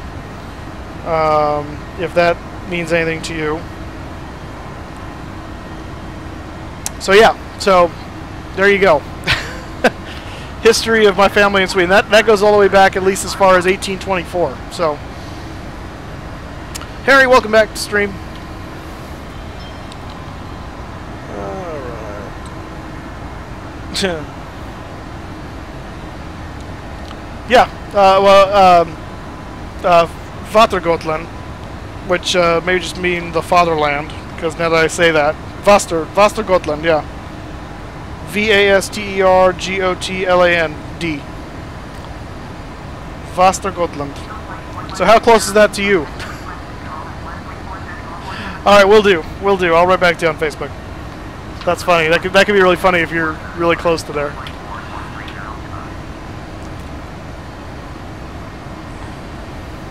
Again, I've never been there, but my family was many moons ago. That's fun. That's just a testament to this kind of technology where we can find out things about each other and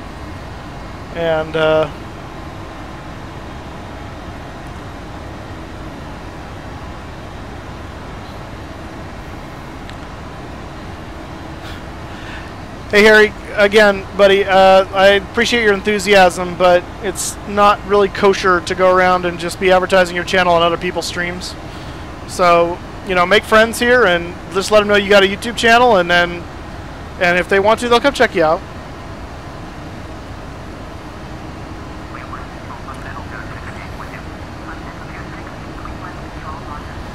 It just takes time to get subscribers. I've had a channel for a long time, so yeah. See, the moderators are gonna block you if you do that. So.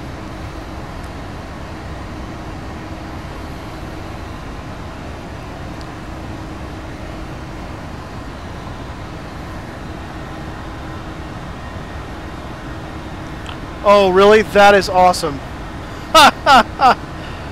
Oh, that's funny. What a small world. Oh, man. That's funny. Alright, well, good night, Sherry. It was good having you with us. I'll answer your Facebook message, don't worry. That's fantastic.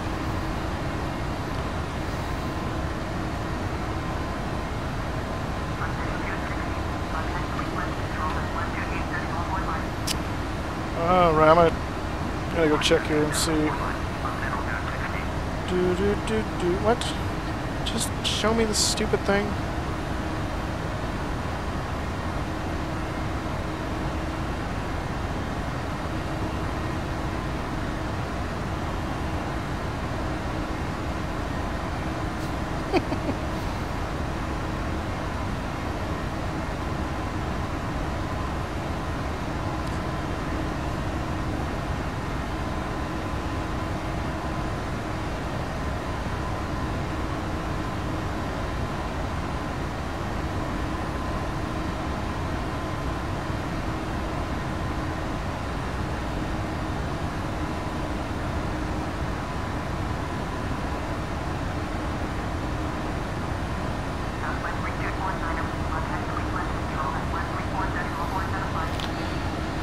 Alrighty.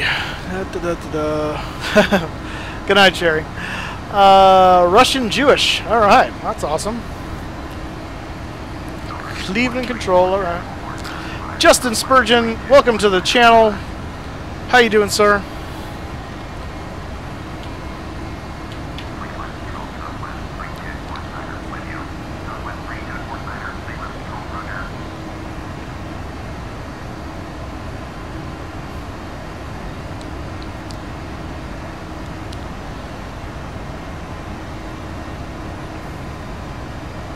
Make it look the same.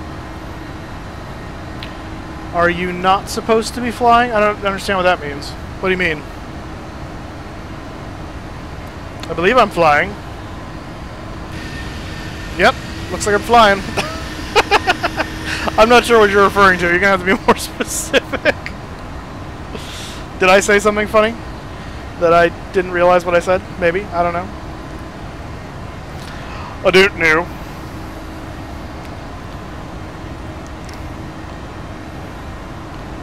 Or are you referring to... no, because that just happened, so... Yeah.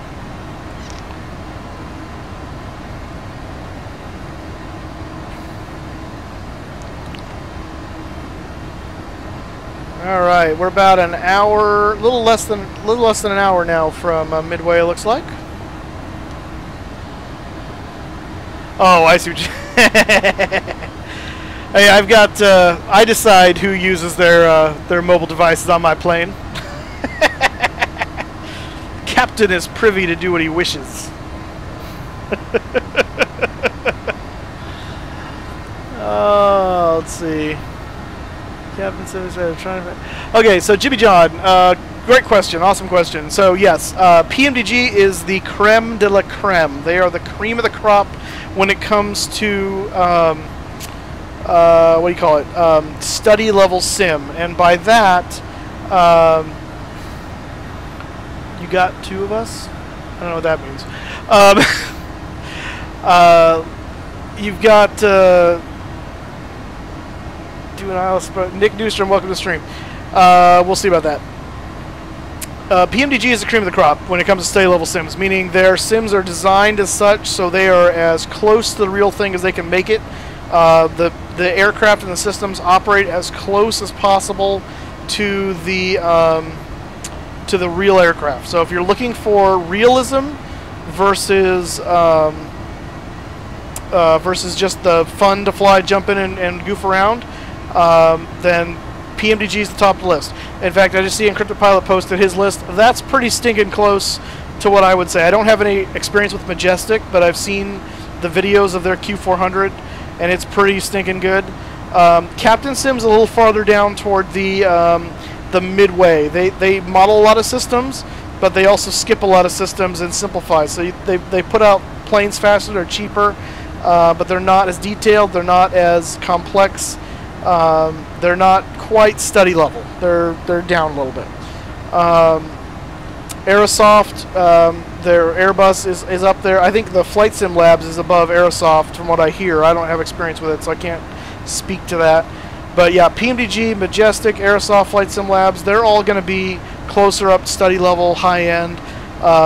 Quality Wings and Captain Sim, and there's some others probably that I'm not thinking of that are kind of more mid-range. And then there's a lot of other stuff that's down even below that. That's just you get in it, you're flying it because you want to say you want to fly a big aircraft, but it's not nearly study level. So, all right, thanks, Harry. I appreciate you cooperating with that. That's just it's just good common courtesy. You don't go on other people's streams and do that. So, FS Labs, I haven't seen anything on them. Yeah, well, Encrypted Pilot, they put out their Airbus A320 recently within the last few months. It's like $100, so it's a little more expensive. And from what I've heard from people, it's better. It's systems modeling wise, it's better than Aerosoft. So, but like I said, I haven't played with it myself, so I can't speak to that exactly. It's just what I've heard. Flight Sim Labs also did the Concorde, and the Concorde is really, really detailed, really well done as far as systems go. The problem with it is because there's so many of them, they had to do a lot of 2D panels, so it's not a full 3D cockpit, which is annoying, but it's still really cool just for doing that. Andrew Taplin, your internet just died. That sucks. Oh man, that sucks. So yeah. So now, again, something to keep in mind in regard to that is the PMDGs, the Majestics, the Aerosofts. They're going to be a lot more expensive, but that's what you're paying for. You're paying for that level of realism in the systems. You're going to get the other stuff a lot cheaper, but you're not going to get as realistic and as experience. So it just depends on what you're looking for as a simmer. If you're just looking to start learning how to fly, I wouldn't spend the big bucks on the most expensive stuff yet. I'd get freeware stuff, or even just use the default aircraft and FSX at first. Once you've got the flying down, the skills down, then start going for systems. Because the systems won't help you if you don't know how to fly. My favorite airline I've flown in real life. So the airlines I have flown in my lifetime are the following. I've flown United. I've flown American. I've flown Delta. I've flown El Al Israel. I have flown Frontier. And then I've flown the little regional guys. So SkyWest's version of United Express, SkyWest version of Delta Connection, SkyWest version... No, I haven't done that one. And then also Great Lakes Aviation version of... I don't even know what it was, but it was like a Beach 1900D or something like that. Favorite by far, so far hands down, has been Delta. And they're also my most recent experience. They did a fantastic job. Everyone was just really, really nice and good to work with, from the gate agents to the crews to the cockpit, the pilots themselves.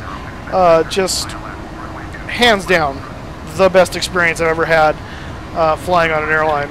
I haven't had any bad experience really with American or United or Frontier. I didn't have a bad experience with El Al either. The way there, the plane temperature wasn't that great, and so there was that. But on the way back, it was fine. But it really was an issue of customer service. Was just light years above everybody else on Delta, and so that's why I would have to say right now Delta's on my my good list right now.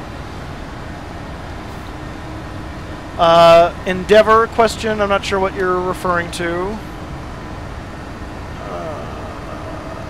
Let's see.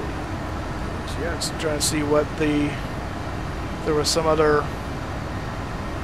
Tommy Jefferson, hey, how you doing? Welcome to the stream.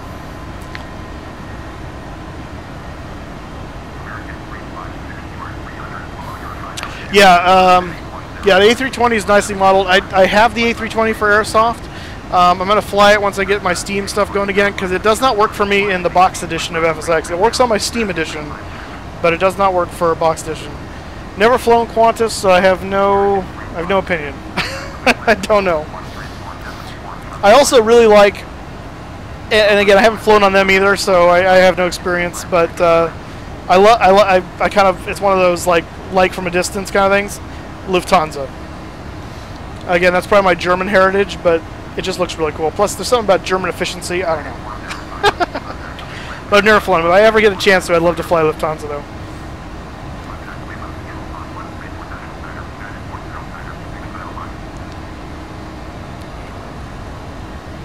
Open this up a bit.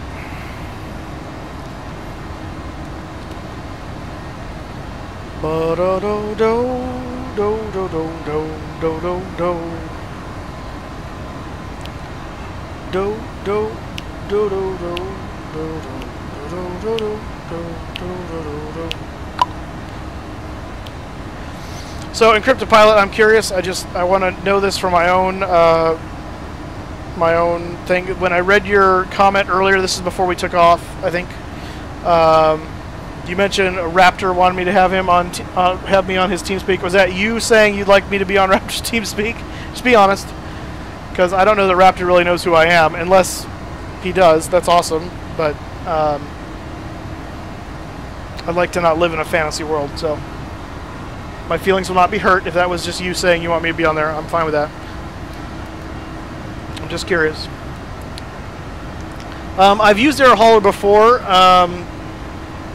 And it's cool for some things, and then kind of restricting it for other things, and so I don't use it very often, but I have used it before. I'm not a pilot in real life. I just fly for fun. This is a hobby for me. Stafford grade. Yeah, the aircrafts were very clean, and that was very impressive to me. Even some of the really old aircraft. Oh, gotcha. All right, that's cool. Well, thanks for going to bat for me. I appreciate that. What is my rating of this sim? Considering its age, because FSX Box Edition is from 2006, if I'm not mistaken, and this is 2017, so that's 11 years old. And for any video game, which is essentially what it comes down to, it's a simulator, but for any game, that is an incredible longevity for still being relevant, and it very much still is. So, in that sense, it's amazing. Now, does it have its faults and foibles? Absolutely. And because it hasn't been updated in 11 years, those have become more and more apparent as you kind of go, I wish I could do this, I wish I could do that. So I would rate it very, very high. Now, PMDG, not PMDG, Prepared, which is Lockheed Martin, which is based on FSX. They bought the license for the academic license, essentially, from Microsoft, have now come out with Prepared version 4, which is now a 64-bit version of this. So it's basically FSX with a lot of other tweaks, and now also 64-bit. Steam Edition is Dovetail's version of the entertainment license to do the same thing, but it's still not 64, it's 32. So there's not any serious major changes, like major changes other than that. So it's still very much FSX under the hood in that regard. X-Plane, I don't have it, and I'm getting ready to get it because I'd like to experience it. There's still a lot of stuff I see online with regard to X-Plane that I don't really like, but it's because it's different from FSX, and I'm so used to that. So I don't want to use that as a bias because it really is. It's just that's what I'm used to. And so it may not, once I get playing with it and I get used to it and set it up the way I want it, it may be fantastic and I may love it. But I just haven't done it yet. So I don't have an opinion on X-Plane at the moment. There's some serious differences between their sim and FSX in how it operates and runs and things that are not necessarily bad things, they're just differences, and therefore it's hard for someone who's so ingrained with FSX to make that jump over initially because you have to get used to a whole new sim. And that's not a strike against X-Plane, it's actually good to do something different. But yeah, I've seen some of their scenery and stuff, and it is gorgeous. So there's that. I don't have Infinite Flight. I've heard of it, but I don't have it. So yeah, so again, nothing against X-Plane. I just don't have it. I'd like to get it at some point. I was able to see it a lot more at Flight Sim Con, and they're doing some stuff with it that's really impressive. So I'm looking forward to getting to it. Like I said, I just finally got my second monitor, upgrading my system that way, and so we'll probably be doing that in the near future. So yeah, so Encrypted Pilot, by the way. So I will look into getting on Raptor's TeamSpeak, because that would be a lot of fun. I'd like to join you guys for that, and join the Rat Pack. I'd love to do that.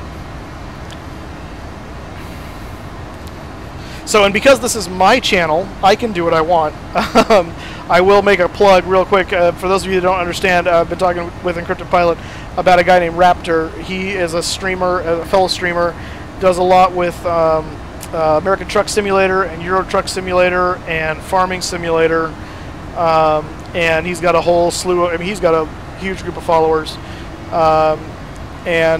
He calls his group the Rap Pack, not the Rat Pack like Sammy Davis Jr. and Frank Sinatra and them, but Rap, R-A-P, as in Raptor.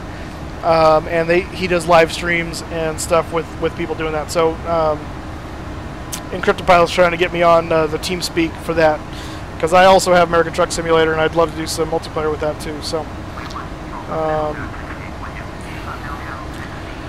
I'm sure, actually, Jibby John, that there's going to be arguments both directions for that. I would say X-Plane, in some sense, is hands down better than Steam, only in the sense that it's a much newer sim. Steam is still not new.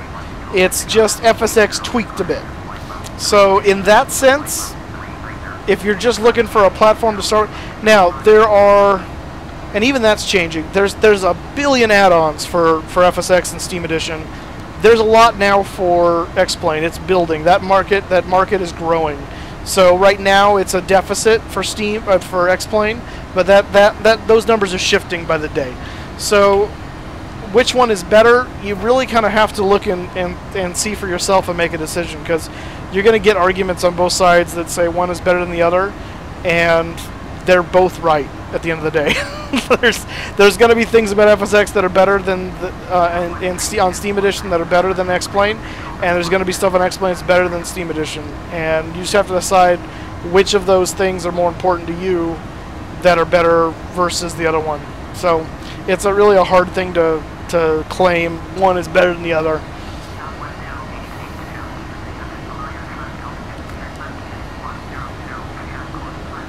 So sorry if that doesn't answer your question. Henry Cartwright, sorry to see you go. I'm glad you were able to hang with us for a while. Enjoy the rest of your day, sir.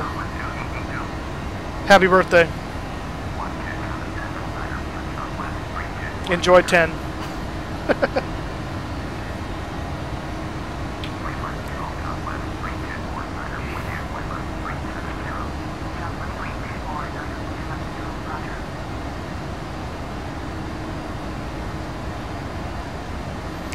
It is pretty up here.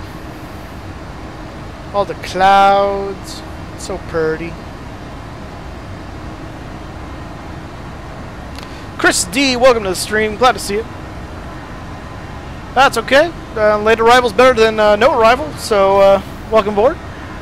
Oh, good grief. P4NKO5 official. Sure, as I look at that more, I'll figure out how to pronounce it, but welcome to the stream. Thank you so much for subscribing. I appreciate it, sir. Oh, goodness. All right. Yeah, go kill the snake. But yeah, thanks for joining us, Chris.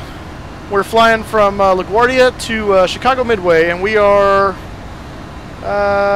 we're about a little over half an hour away, maybe 40 minutes from the airport. Yeah, 23:33 Zulus. Our arrival time is 22:53 Zulu right now, so you know, we're about 40 minutes away. Awesome. I can't see the actual live numbers at the moment because of how my computers are set up. What am I at right now? I'd love to know.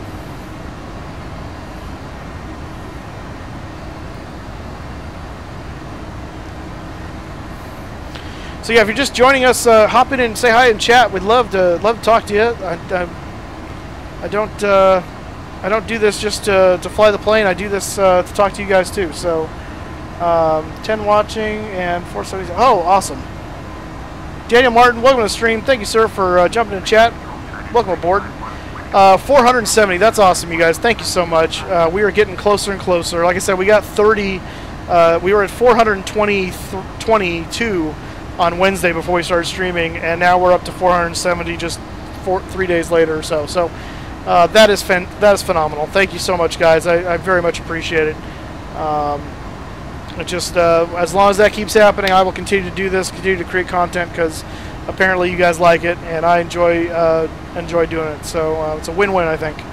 But yeah, thank you guys so much for subscribing. If you are just joining us, give our video a like too, and you can follow me on Facebook and Twitter. It's scrolling down there on the bottom, Flying Moose 83 at Facebook and Flying Moose 83 on Twitter. I always send out a tweet and a Facebook message before I stream, so you guys will know when it's happening. I try to give you guys at least about an hour or so heads up warning. Sometimes I don't know that far in advance, just because of real life things.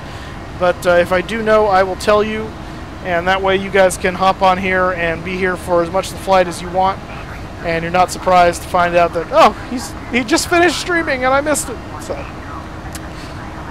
but yeah, flying into Midway. We are just about a half an hour or so. Oh wait. Sorry. I was looking at the time to our next waypoint, which is now. So now we're about 40 minutes out. It helps to, look at the actual clock and not the stupid estimated time on the ND navigation display, for those of you that don't know. So, I think most of you are probably familiar with the 737 cockpit, but if you're not, let me know in chat, and I will gladly go through and describe where stuff is, but I don't want to do that if everyone already knows where everything is. That's just kind of a waste of everyone's time. So, I don't have Imagine LGA. I don't have a lot of extra scenery, actually. I spend my money generally on the airplanes, because that's where I spend my most time in. And so, yeah. So, Tyler Richardson. You are, well, you're not too late. We're at cruise. We're about 40 minutes from touchdown in Chicago. So there you go. Nizar Wali, welcome to the stream. Thank you, sir, for joining me. This actually isn't turbulence. This is Easy Dock being goofy. I need to turn my, I would turn my settings down, but I'll be switching over to Steam here any day, so there's no point. But yeah, it just, at this speed, it does this little, like, the shake jitter thing going on, and it's really kind of annoying. But that's Easy Dock. It's not actually turbulence. Yeah, Jimmy John. So we are going to be streaming tomorrow. We're going to be streaming tomorrow morning. I don't know the exact time yet, but I would say probably somewhere between 10 and 11 Pacific time.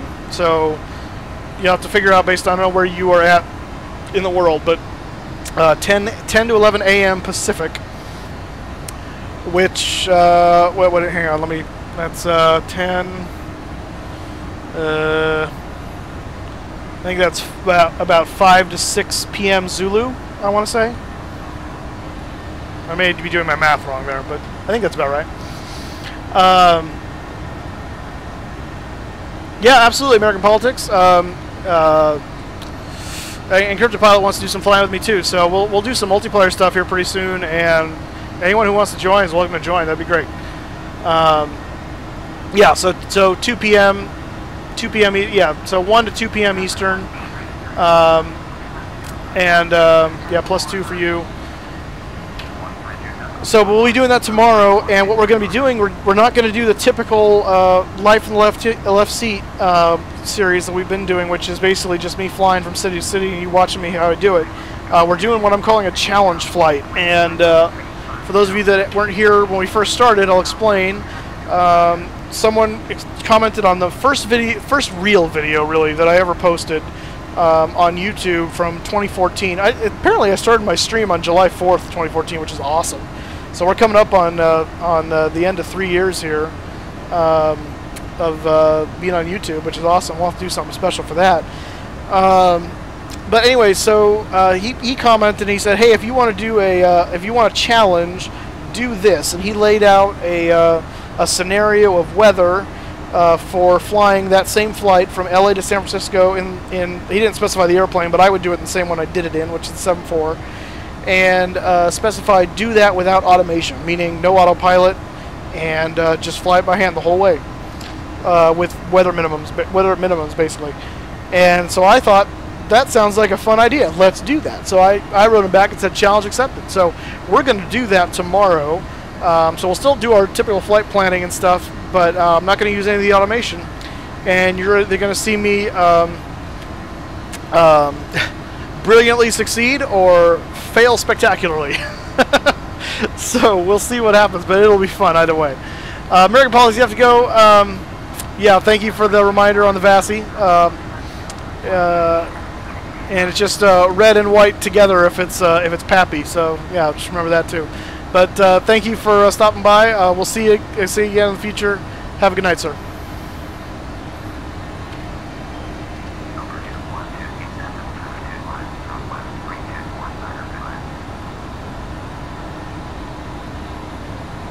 I wonder if that's American Politics. Probably is.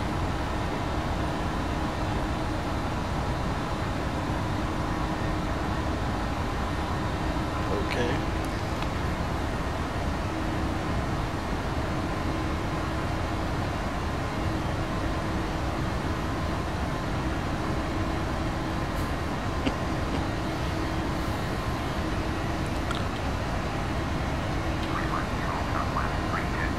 Yeah, I saw that American Polo. I figured that was probably you. So thank you, sir. I'll let you know when I'll be tweeting that when we're starting that flight. So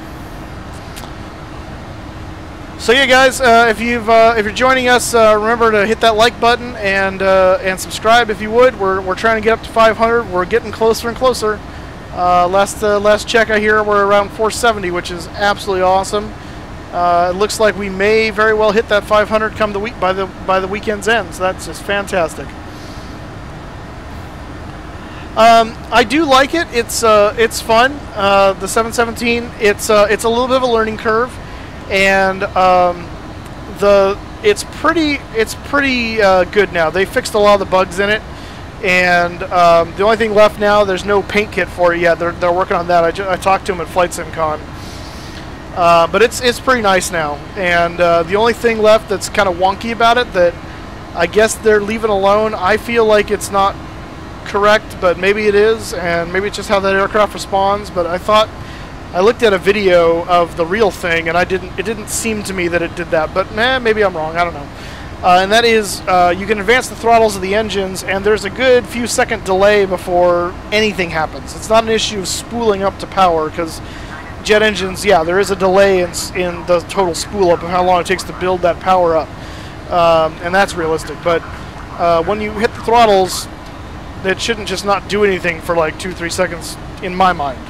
Now maybe I'm wrong on that, but it seemed like from watching videos of the actual airplane that was not happening. But I don't know. So anyway, that's my only hesitation about it. But I bought it. I'm happy with it. I'm glad I bought it. The learning curve on it is it operates very similarly to the MD-11. So if you're not familiar with McDonnell Douglas aircraft and their autopilot systems, be ready for a learning curve, because it is a little bit different than a Boeing or an Airbus. So not in a bad way, but just a learning curve. But it's a nice airplane. Flies good.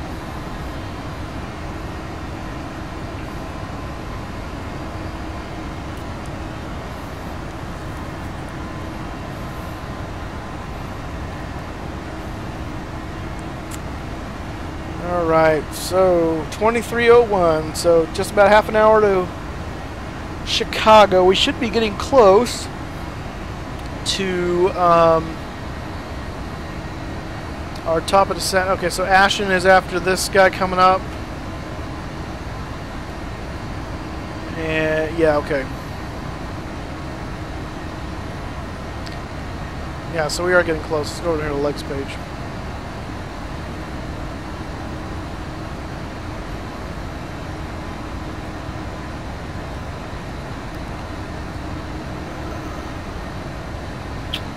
So there's top of descent right before Bagel there. So what is this? This is 80. So yeah, just about 70 miles or so, looks like, maybe, to top of descent. Looks like we have traffic coming in at us too, or they might be going away from us, so we may be okay.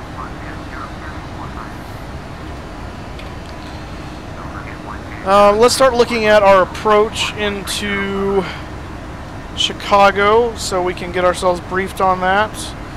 We are taking the Pang 3 star. And what on earth am I looking at? Oh, okay, there's Bagel, okay.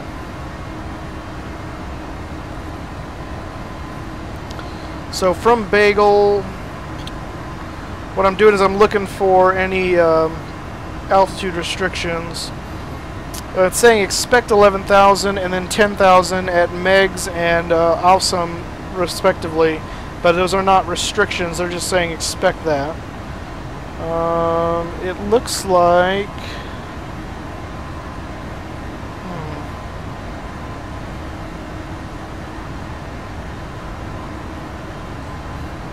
That's O'Hare. Where is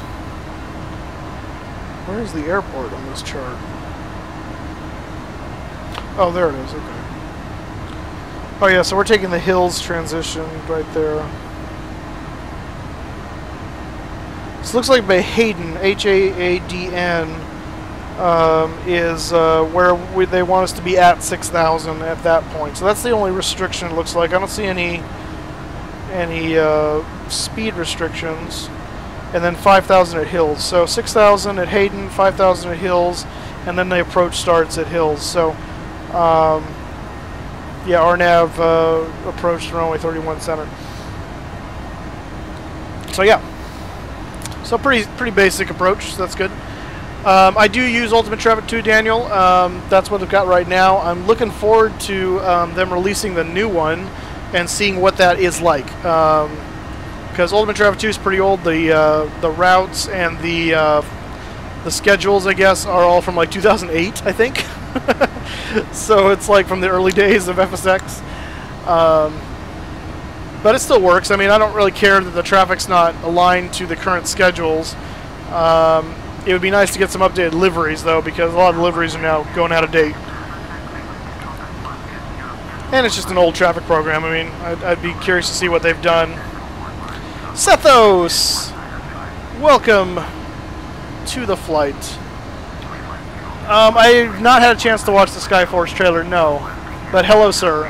Skyforce, remind me, was that a game or a movie?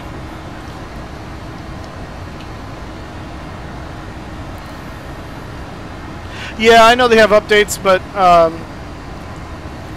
I could never get them to work very well, so I just left it alone. I think whatever I've got is kind of buggy or something. I don't know what the heck. Maybe it just needs to get reinstalled, but...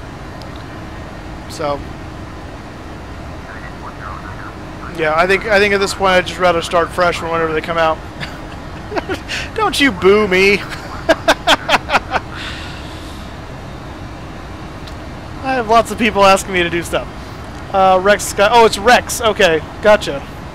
All right. Well, we got a little bit of time before the descent, so I'm gonna pull up my phone because that's the kind of moose I am. Let's see. Real environment extreme would help to expel environment correctly. There we go. Rex simulations. And I am not a heathen. How dare you? Oh, that's funny. Okay. Well, that's Rex Worldwide Airports. Rex response to X-11 Flight Sim World impaired. So, let's see. Skyforce. Total atmospheric immersion. Okay. Go there. Aaron Wiggins, welcome to the stream. How you doing, sir? No, a Canadian moose would have said sorry, not sorry. We say sorry in America. A Canadian moose would have said sorry. And I'm not a Canadian moose because I'm an American. So, there.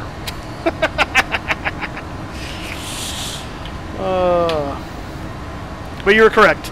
If you insulted me and I was a Canadian, I would have apologized because that's just how Canadians are.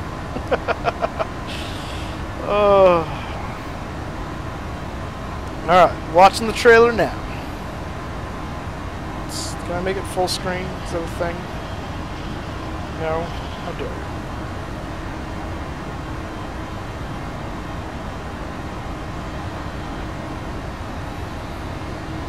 I'm doing well, Aaron. I am doing well. It's hotter than all get up in Fresno, but I'm inside in the air conditioning, so I can't say I can complain.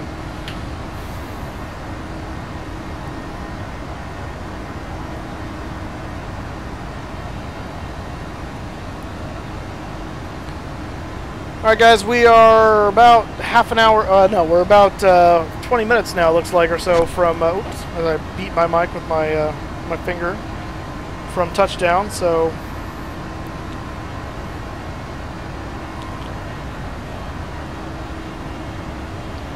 Top of descent's now on the ND.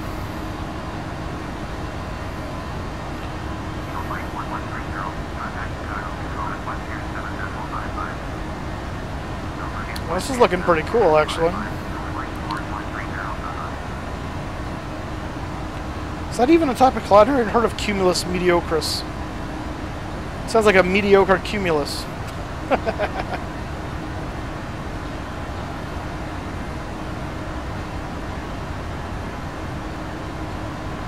That's cool. Okay.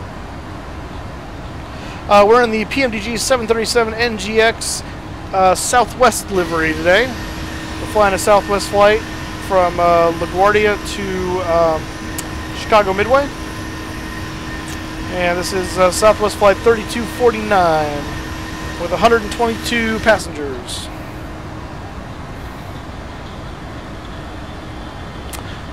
I have flown a real plane. I've never flown a real commercial airliner. Let's be clear when I say real plane.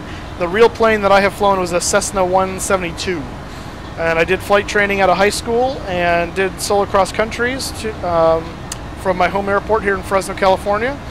Ran out of money before I could get my PPL though, so I don't have my license. But I have done quite a bit of flying and landings and takeoffs in a Cessna. Never anything this big in real life. This is all sim only based. So...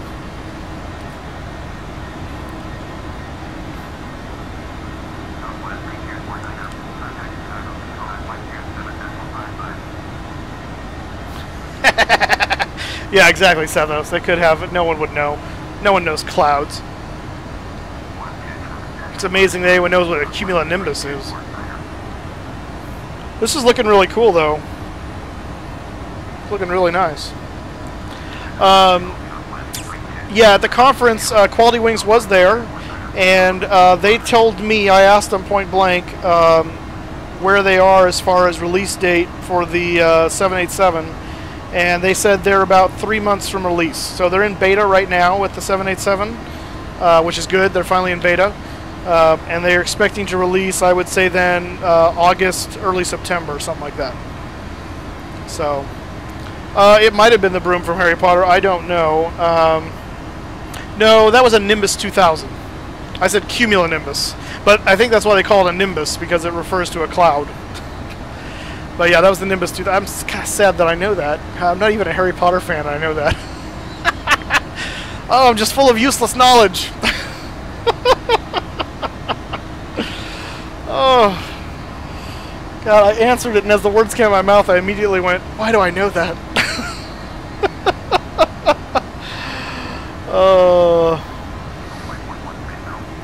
Yeah, that trailer was pretty cool, Sethos.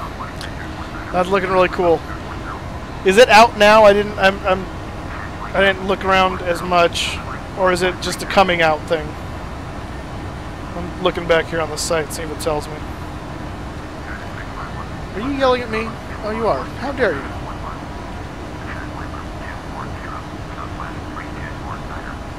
Oh. All right, let me start a descent. Say 240. Wow, okay, I'll take it.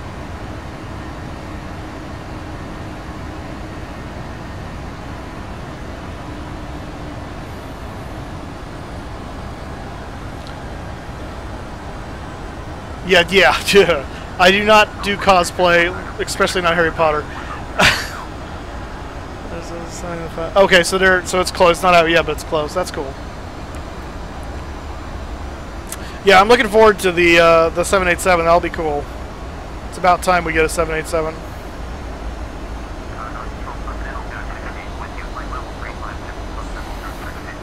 I unfortunately didn't have a chance to fly it at Flight Sim Con because there was a lot of people lining up to do that, and so I didn't get it. I just watched other people do it. So it looks pretty nice, but it'll be cool when that's finally out. Alright, so we begun our descent here in Chicago. Again, we want to try and be at 6,000 by the time we get to Haddon, and hills at 5,000. No speed restrictions other than the standard 250 below 10,000. Once we get to about 20,000 feet, we'll go ahead and turn the seatbelt sign on and have the passengers start collecting their stuff. And get ready as we get ready to land here in Chicago. Have to get some pizza. Some Chicago pizza and deep dish.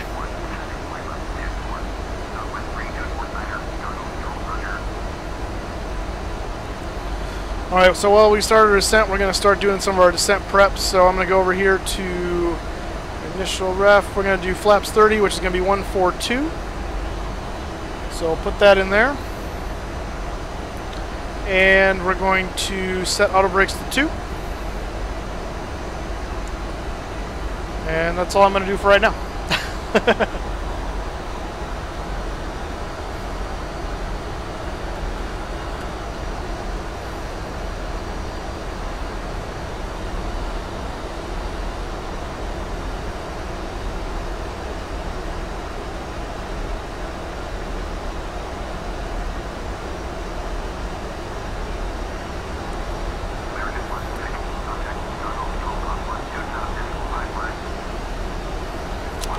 Try to get a current METAR for, so I figure I can do this, so I might as well, for Chicago Midway. Ah!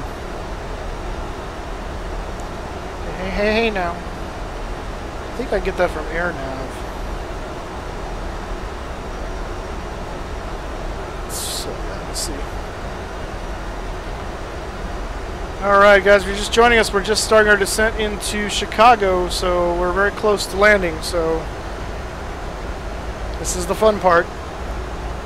Takeoff and the landings are always the fun part. As we descend into the clouds. Into the clouds.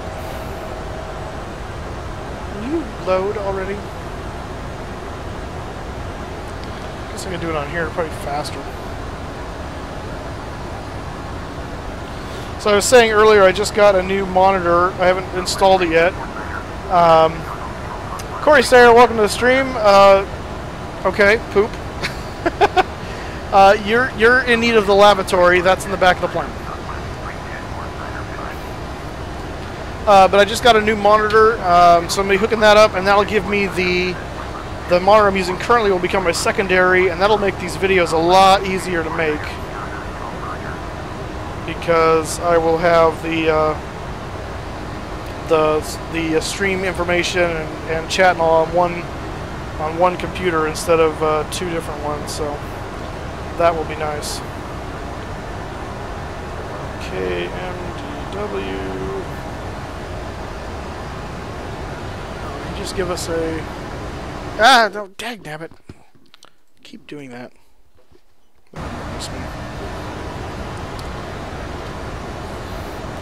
Where are we in regard to... Okay, it's coming down.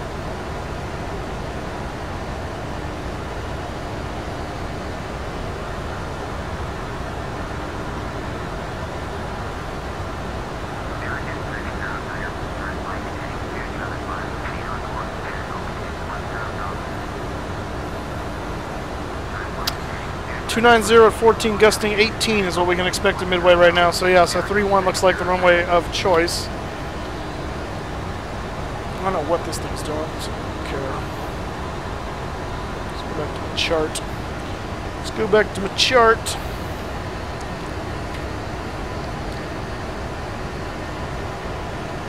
Oh, I can't give it...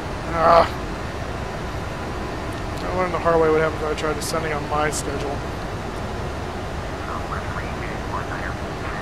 There we go.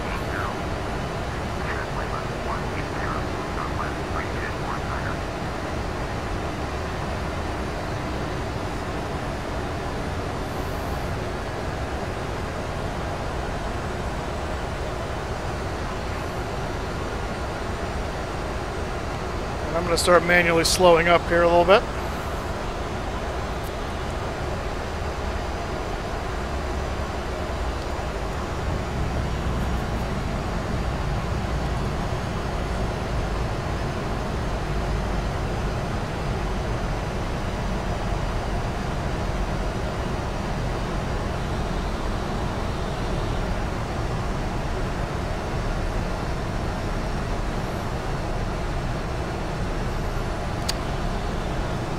Alright, if you're just joining us, if you haven't already, go ahead and hit that subscribe button and the like button if you would. Help me out. We're trying to get to 500 subscribers. We are descending into Chicago, descending down, looks like through 22,000 feet for 180. I am not landing on 31 right. That runway is tiny. No, no, no. We are selecting another runway for...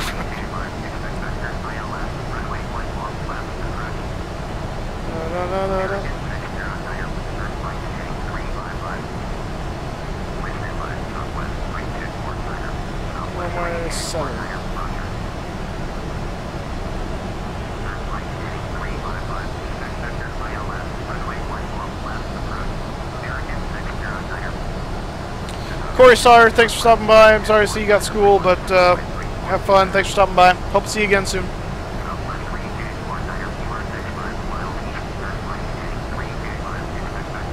I'm not sidestepping runway. Okay, let's do this. ILS 317.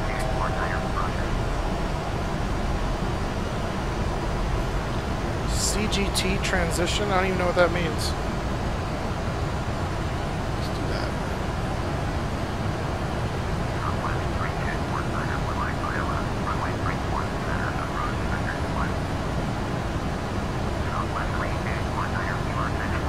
There. I get what I want.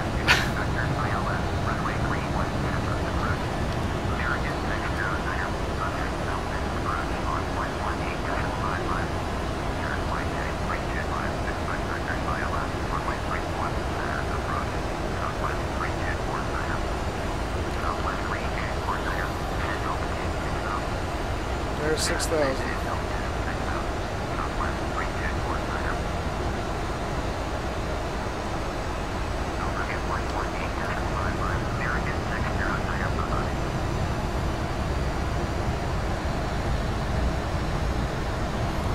So Awesome was expect 10,000 at Awesome, so we're a little higher than we were expecting. We still want to be at 6,000 by Haddon, so we still got time for that.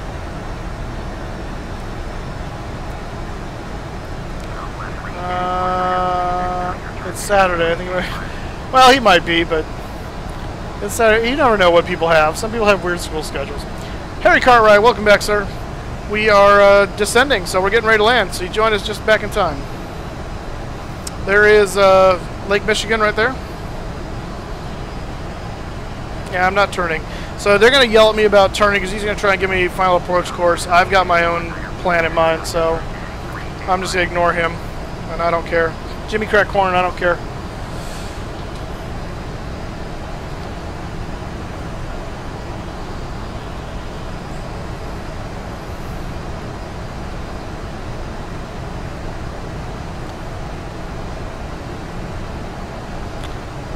And good, our aircraft's cabin is descending, so that's good. Shut up.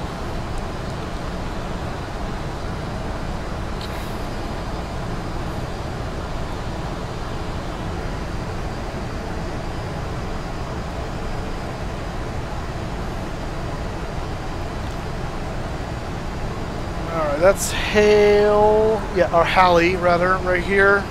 So here's our,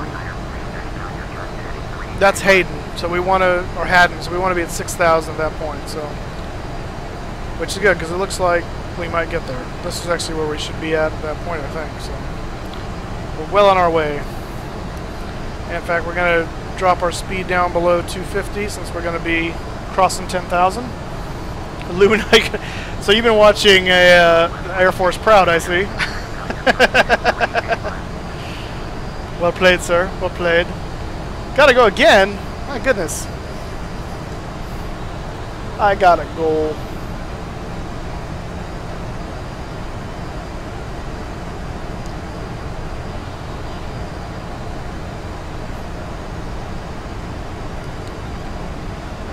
So the aircraft's leveling off a bit, so I can trying to burn off speed.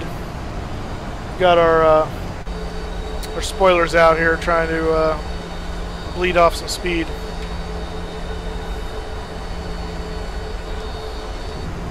Trying to bring this thing in at a reasonable rate. A reasonable rate. All right, now that we know what our approach is going to be, actually, I'm going to change this over to ILS runway 31 center. Let's see. MDA for us is going to be 870, so we're going to set that. Did he say anything? I'll descend when I'm good and ready. All right. All right.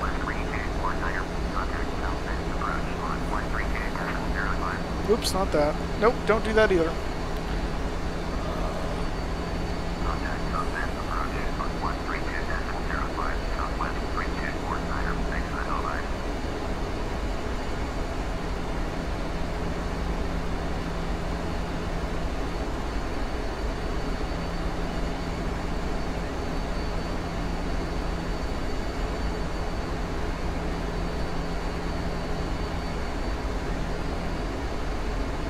$870, all right.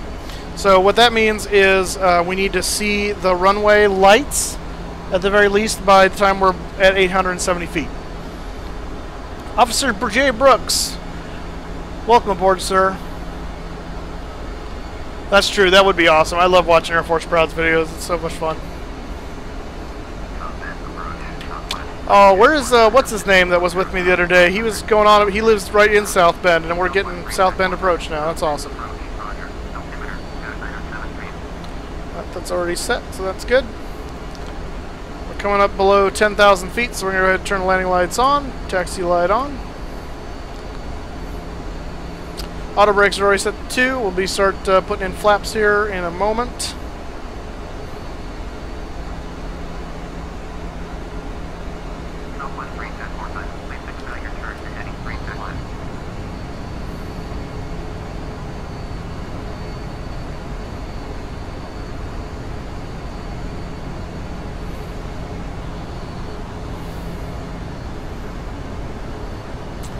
If you're just joining us, please go ahead and give us a subscribe and like the video if you wouldn't mind. You can also follow me on Facebook and Twitter, Flying Moose 83, and find out when we're streaming.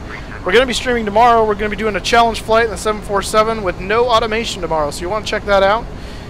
Join us for that. That'll be in the morning Pacific time, so around 10 or 11, I'm guessing. But I will tweet and Facebook to let you guys know when for sure that will be happening as we get closer to that time.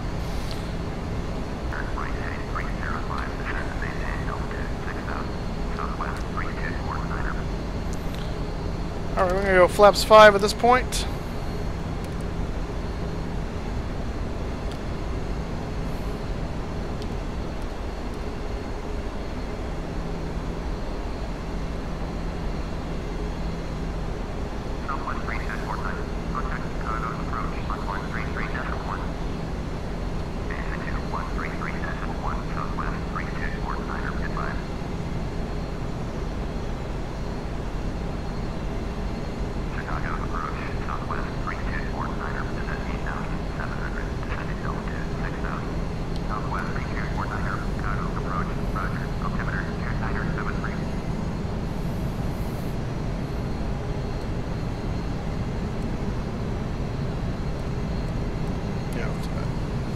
So about 10 miles from Hayden, or Haddon, however you say it.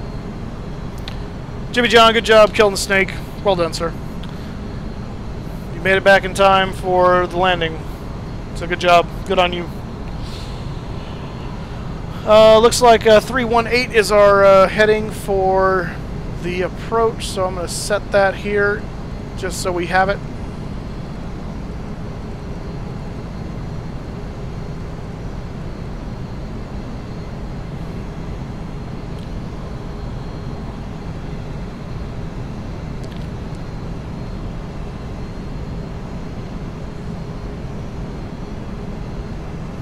Looks like we're going to make it to 6,000 by Haddon. Excellent. J-Man Truth Seeker, thank you so much for subscribing, sir. Welcome aboard. Just in time for the landing. Thank you so much. I appreciate it.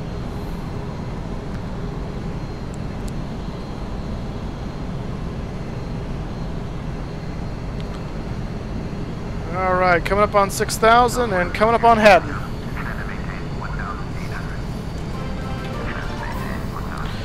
Felipe, welcome to the channel. Thank you so much for subscribing. Welcome aboard.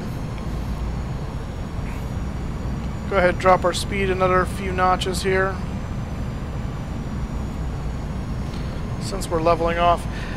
He wants me to descend 1,800. Yeah, we're not going to do that. So I'm going to switch this actually over back to VNAV, and I'm going to give it 1,800, and we're going to let it descend on schedule.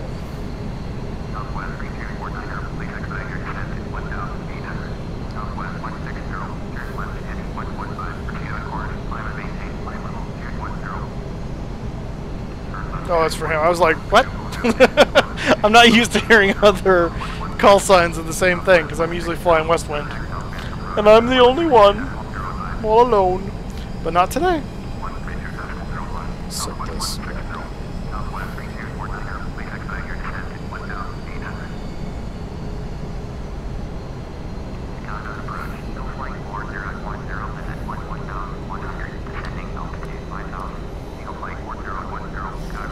Did I kill the... Oh gosh.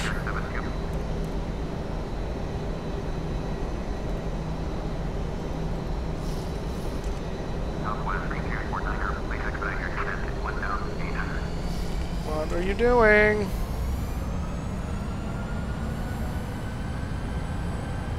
What are you doing? You're going to kill me. Alright. I'm letting the autopilot try and recover this, but I'm watching this. If this dips into the red, I'll disconnect the autopilot immediately and do it myself. But I'm going to try and let the automation recover it. I think I pulled back the throttles on my thing, and I think it tricked it into thinking I wanted to keep them there. So.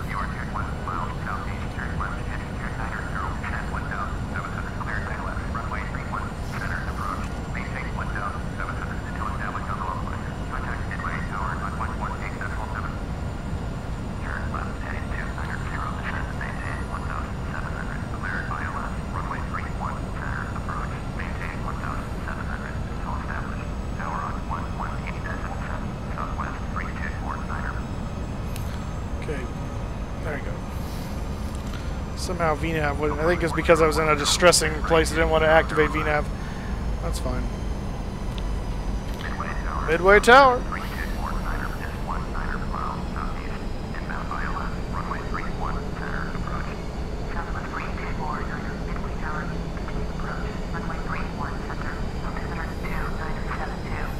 So our bingo fuel for this flight was 7.2, and we're at 9.4, so we're still good.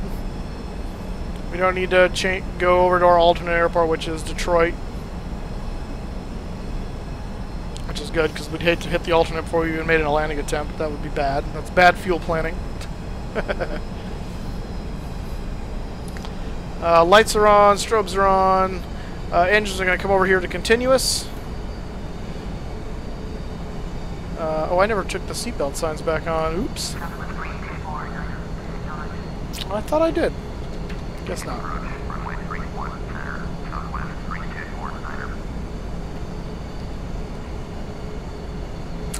So runway's about 15 miles over there, so let's go ahead and go flaps 10.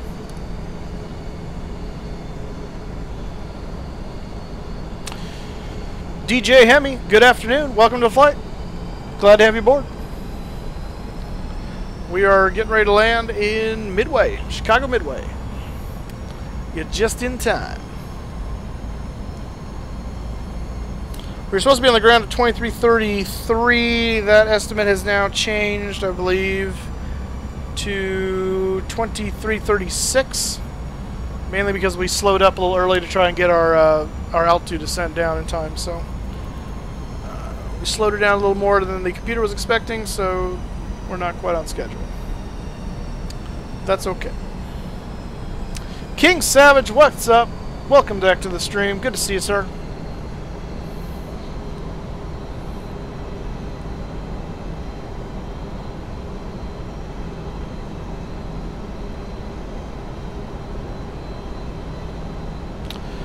Oh, nice. I've been down to Mission Viejo before. Welcome, Strike Foil, by the way. The Icon A5, is that... I'm not familiar with that. Are you talking about the... Is that a fighter? The A5? I'm blanking on that aircraft at the moment. There's our runway ahead of us, by the way. That little tiny thing right there, that's the runway they tried to clear me on. These two are nominal size. That one is this little puny thing. Of course, I'm not landing on that. But yeah, I'm up in Fresno, California, so I'm up the state a ways, but Microsoft Flight. This is Flight Sim X, actually. Luke Cunningham, thank you so much for subscribing, sir. Welcome aboard. I appreciate it. Thank you so much. But yeah, I've been down to Mission Viejo before. I've got friends, good friends that live in Brea. Right down near Fullerton, if you're familiar with the area at all. We used to go down to Corona del Mar Beach all the time with them. It was a lot of fun. Oh, Tulare County. Yeah, you're not that far away at all. I mean, comparatively speaking. You're, what is Tulare County's the next one down, yeah. So where in Tulare County are you? The Icon A5 is from Microsoft Flight Demo. Oh, okay. Yeah, I never played Microsoft Flight, so I don't know what that is. I'd have to look that up. Is it a small aircraft, or I'm assuming it is, probably, because I've never heard of it. Porterville. Okay, yeah. Actually, funny story. Out of high school, I did flying lessons at my airport here in Fresno. And one of my solo cross countries was to Coalinga and then over to Porterville and then back up to Fresno. So I've actually flown into your airport. Of course, that was like 15 years ago. But hey. All right, let's go flaps down again, gear down. I'm going to go ahead and disconnect the autopilot because this is a nice visual approach type of day. Oh, shut up. We do have winds like straight ahead right now, 319 and 14. We'll see if it stays that way. I don't think it will. So if I look away from chat here for a few minutes while I'm landing, just know that that's what's going on. I'm trying to land the aircraft. Looks like we got 22 people watching us right now. That's awesome, guys. Be sure to subscribe and hit that like button. You can also follow me on Facebook and Twitter, FlyingMoose83. Find out when I'm streaming. I'd appreciate it.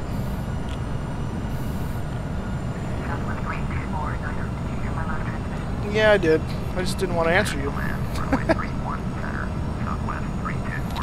Alright, we're clear to land. Gonna go flaps 25, and then we'll put flaps 30, and then we'll be, let's see, gears down, 3 green, flaps are coming in. Spoilers are armed, auto brake is 2. We are good to go. We're a little high, It's a little bumpy. A little bumpy.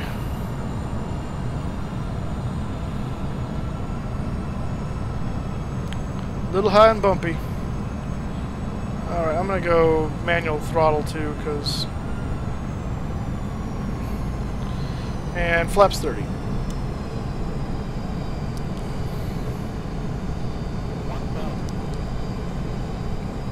Frame rates are taking a bit of a hit too, that's fun. That makes things easy.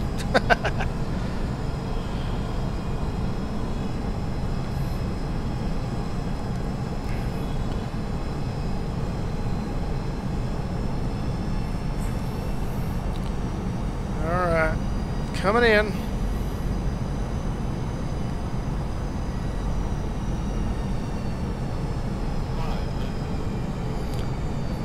floating houses in the distance I see? That's awkward. It's auto-gen fail right there. Alright, we're going to be continuing because easily have the airport in sight.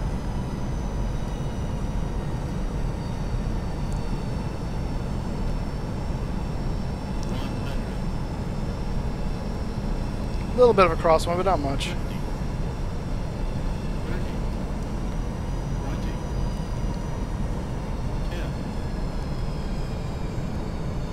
A little bit at the end there. Reverse thrust. We skid across the runway. That was a short runway, man.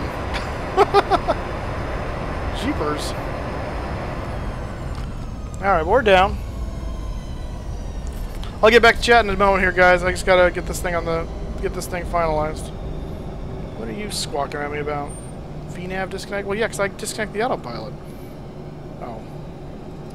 Disconnect the auto brake there. I forgot to do that. Alright, we're on the ground. 23:37. Not too bad. That's a minute after the estimate. The update estimate, anyway. Let's see here. Yeah, I'm not... Dovetail's Flight Sim is still early access, and it's a rough early access, if you ask me, and I'll explain that in a second of why I think that is. I was at Flight SimCon, so I saw it. This Aerosoft one's better than... Aerosoft's FX2, or FS2, or whatever it is. It's pretty nice, but it's... and it's got a lot of potential, but it's probably in a similar category right now with FS World, actually. Which is way behind Flight Sim X and Steam and Prepared and X-Plane. But both those have lots of potential. It just depends on what they're ending up going with them for sure. So we'll see. Let me get my gate here. Where's Alpha, and I want gate 9.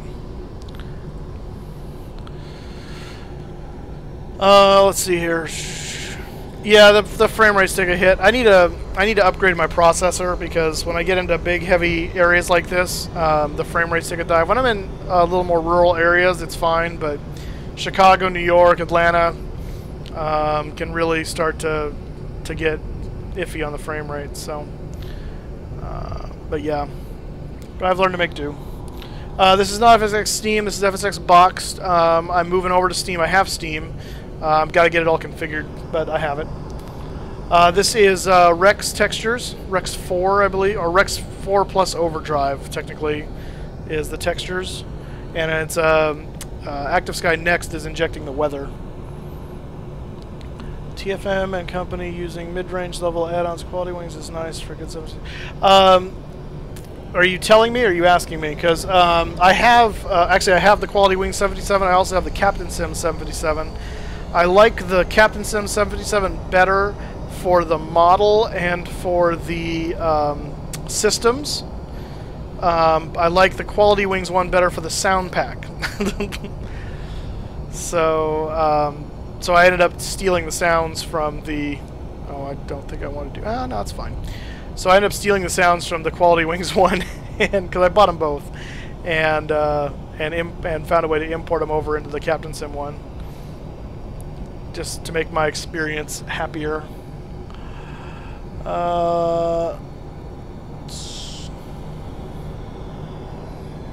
Yeah, I mean, there's nothing wrong with it. The thing I don't like about the Quality Wings one is the FMS is not as detailed as the Captain Sim one, and there are issues with the Captain Sim one as well, but I just kind of like the functionality of the Captain Sim one better than the Quality Wings one. But the sound pack on the Quality Wings is far and away superior to that of the Captain Sim one.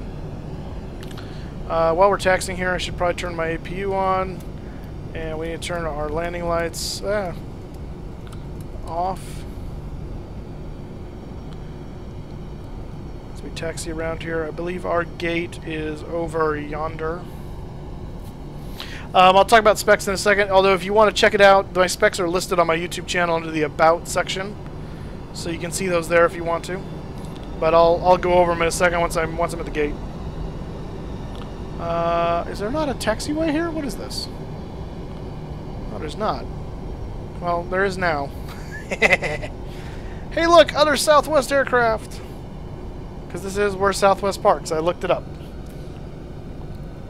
Can you do a flight to Nassau? Sure, at some point. I'm not going to do it today, but at some point we will do a flight to Nassau. Down to the Bahamas. Alright, so I think I want to go... not there. Next one.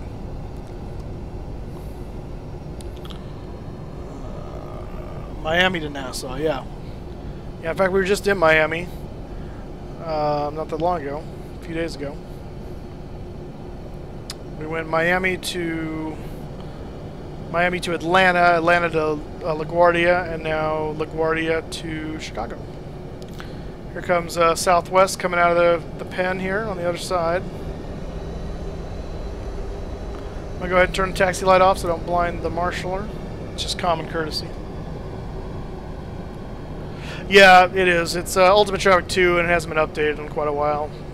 That I haven't updated in a while, so. It's from like 2008. So yeah, there's the old caramel-colored Southwests.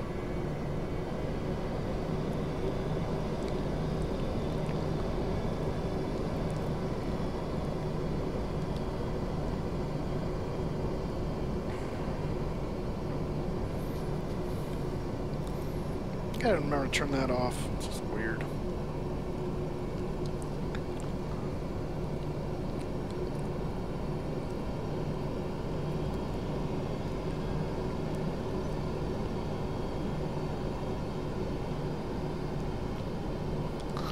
Whoop. Alright, so parking brake. And get the jetway coming over. Yeah, no, I didn't put my flaps up yet. Gotta do that. And spoiler. Oh, man. I'm slacking off. Alright, we'll switch over to APU. While that's happening, we'll go ahead and turn the APU's bleeds on. And... oh, my recircs were not on. Oh, well. They are now. Pitos can come off. Window heats can come off because we don't want them to overheat. We'll go ahead and turn that on. We can turn off our IRSs.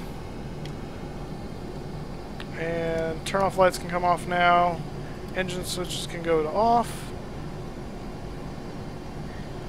And are flaps up yet? Yes, they are. So with that, we'll turn the engines off. And we can turn our fuel pumps off. Save one for the APU. Yaw dampers already switched off. Good to go. And let's get our doors open and get these guys... What do the numbers mean? What numbers? Oh, yeah, on the marshaller, yeah, it's distance and degrees off from center line. I need to turn them off because it really kills the realism. They updated and turned themselves on, and I don't really like it, so. I'll open that. And next page, open the cargoes, and deboarding.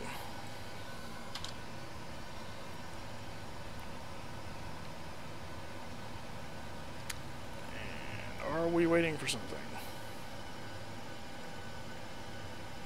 Doors open. Why are we not deboarding?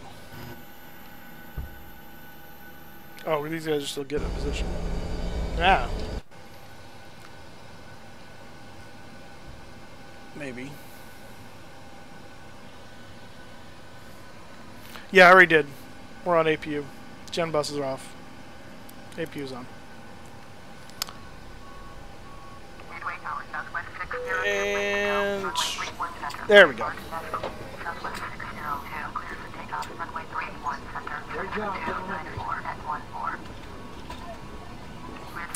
Yeah, the nice payware planes with the good FMCs are really nice. So,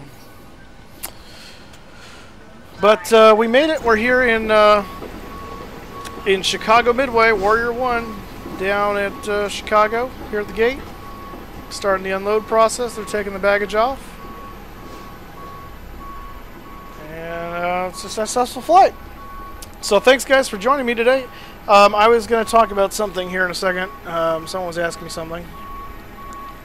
And I got to remember what it was. So stand by. Let me scroll up here and see. I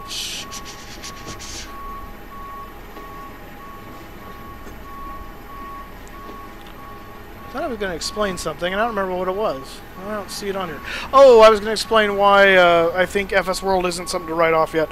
So, FS World, Dovetail got kind of stuck in a crappy situation in that they're working on this new version of a sim to compete with Prepared and X-Plane. X-Plane 11 comes out, announces. Shortly after, Prepared announces version 4 with 64-bit. And going into Flight Sim Con, and honestly, Dovetail had to announce something to stay relevant. And so I think they did the early access release on what they had so far on FS World. I think it's still very, very, based on what Dovetail was saying at Flight Sim Con, it's very, very still early in the works, and they're still adding a whole bunch to it.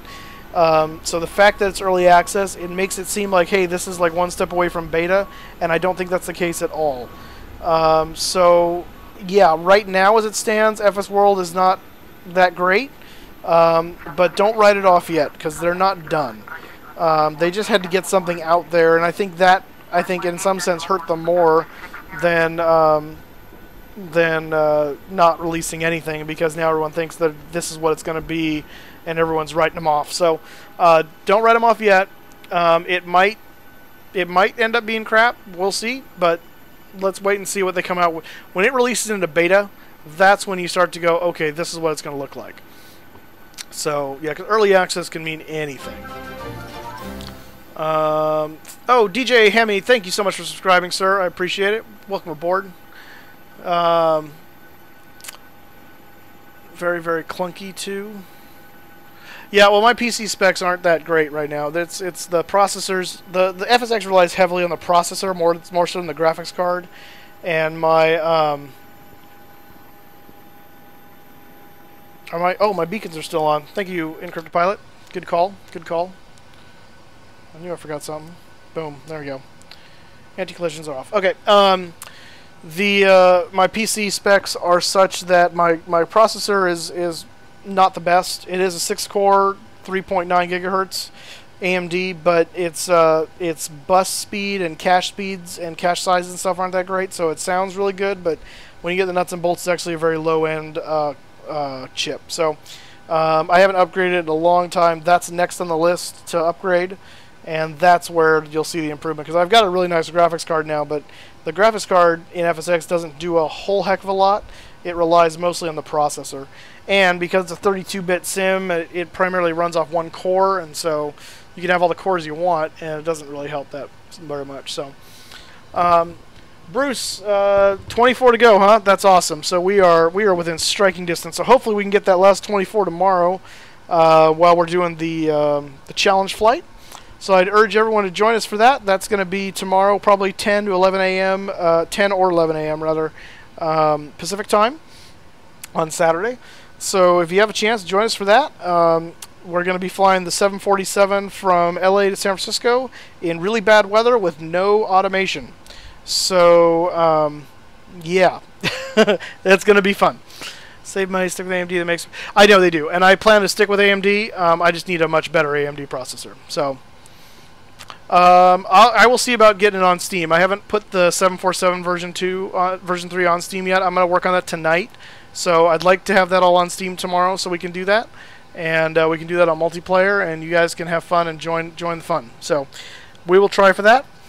And then Encrypted Pilot, I'm also going to check out TeamSpeak regarding Raptor's channel, so I can join with that. No promises tonight on Kelly, whatever it was called, for VATSIM, because I may be trying to get the Steam thing going, and I may not have time. So we'll see. But I'll definitely try, and we'll see if we can get that going. Sethos, thanks for joining me. Good to see you again. Jimmy John, AA has gone completely regional in the AV world. You mean the real world? Yeah, I'm not surprised, actually. A lot of people have gone regional for those purposes. Callie Screamin', thank you, Encrypted Pilot. Yeah, CRJs. I know there's not there's usually not 747s flying out of LA for San Francisco. There is one though, and I explained this in that video. It's a Korean Air flight. It actually goes from LA to San Francisco and then from San Francisco back to Seoul. Why, I do not know, but it does. So I have precedent. That's all I need. I don't have a website for my texture pack. It's not. Well, I mean, there is a website. It's Rex. It's realelenvironmentextreme.com, I believe is their URL. If you just Google Real Environment Extreme, I haven't published the textures I'm using personally, so I mean I can go in and show you what that is at some point, but I'm not gonna do it right now. But you can get the textures from there. That's what I'm using for textures. So yeah. And then so the TeamSpeak encrypted pilot for the Kali Screamin', is that that's a separate thing, right? That's something different.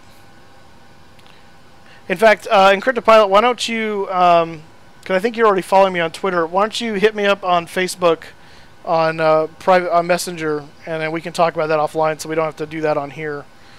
And we can get all those deets worked out. That'd be cool. Gulf Airways used to do IAH to DFW, then to Brain. Yeah, so there's a couple flights that do that. They'll like pick up from other things. It's interesting. I know, but you just said something about TeamSpeak. I'm just talking to you. Come on to TeamSpeak. I'll help you. So was that referring to Raptors TeamSpeak or something else? See, now I'm just confused. It's all good.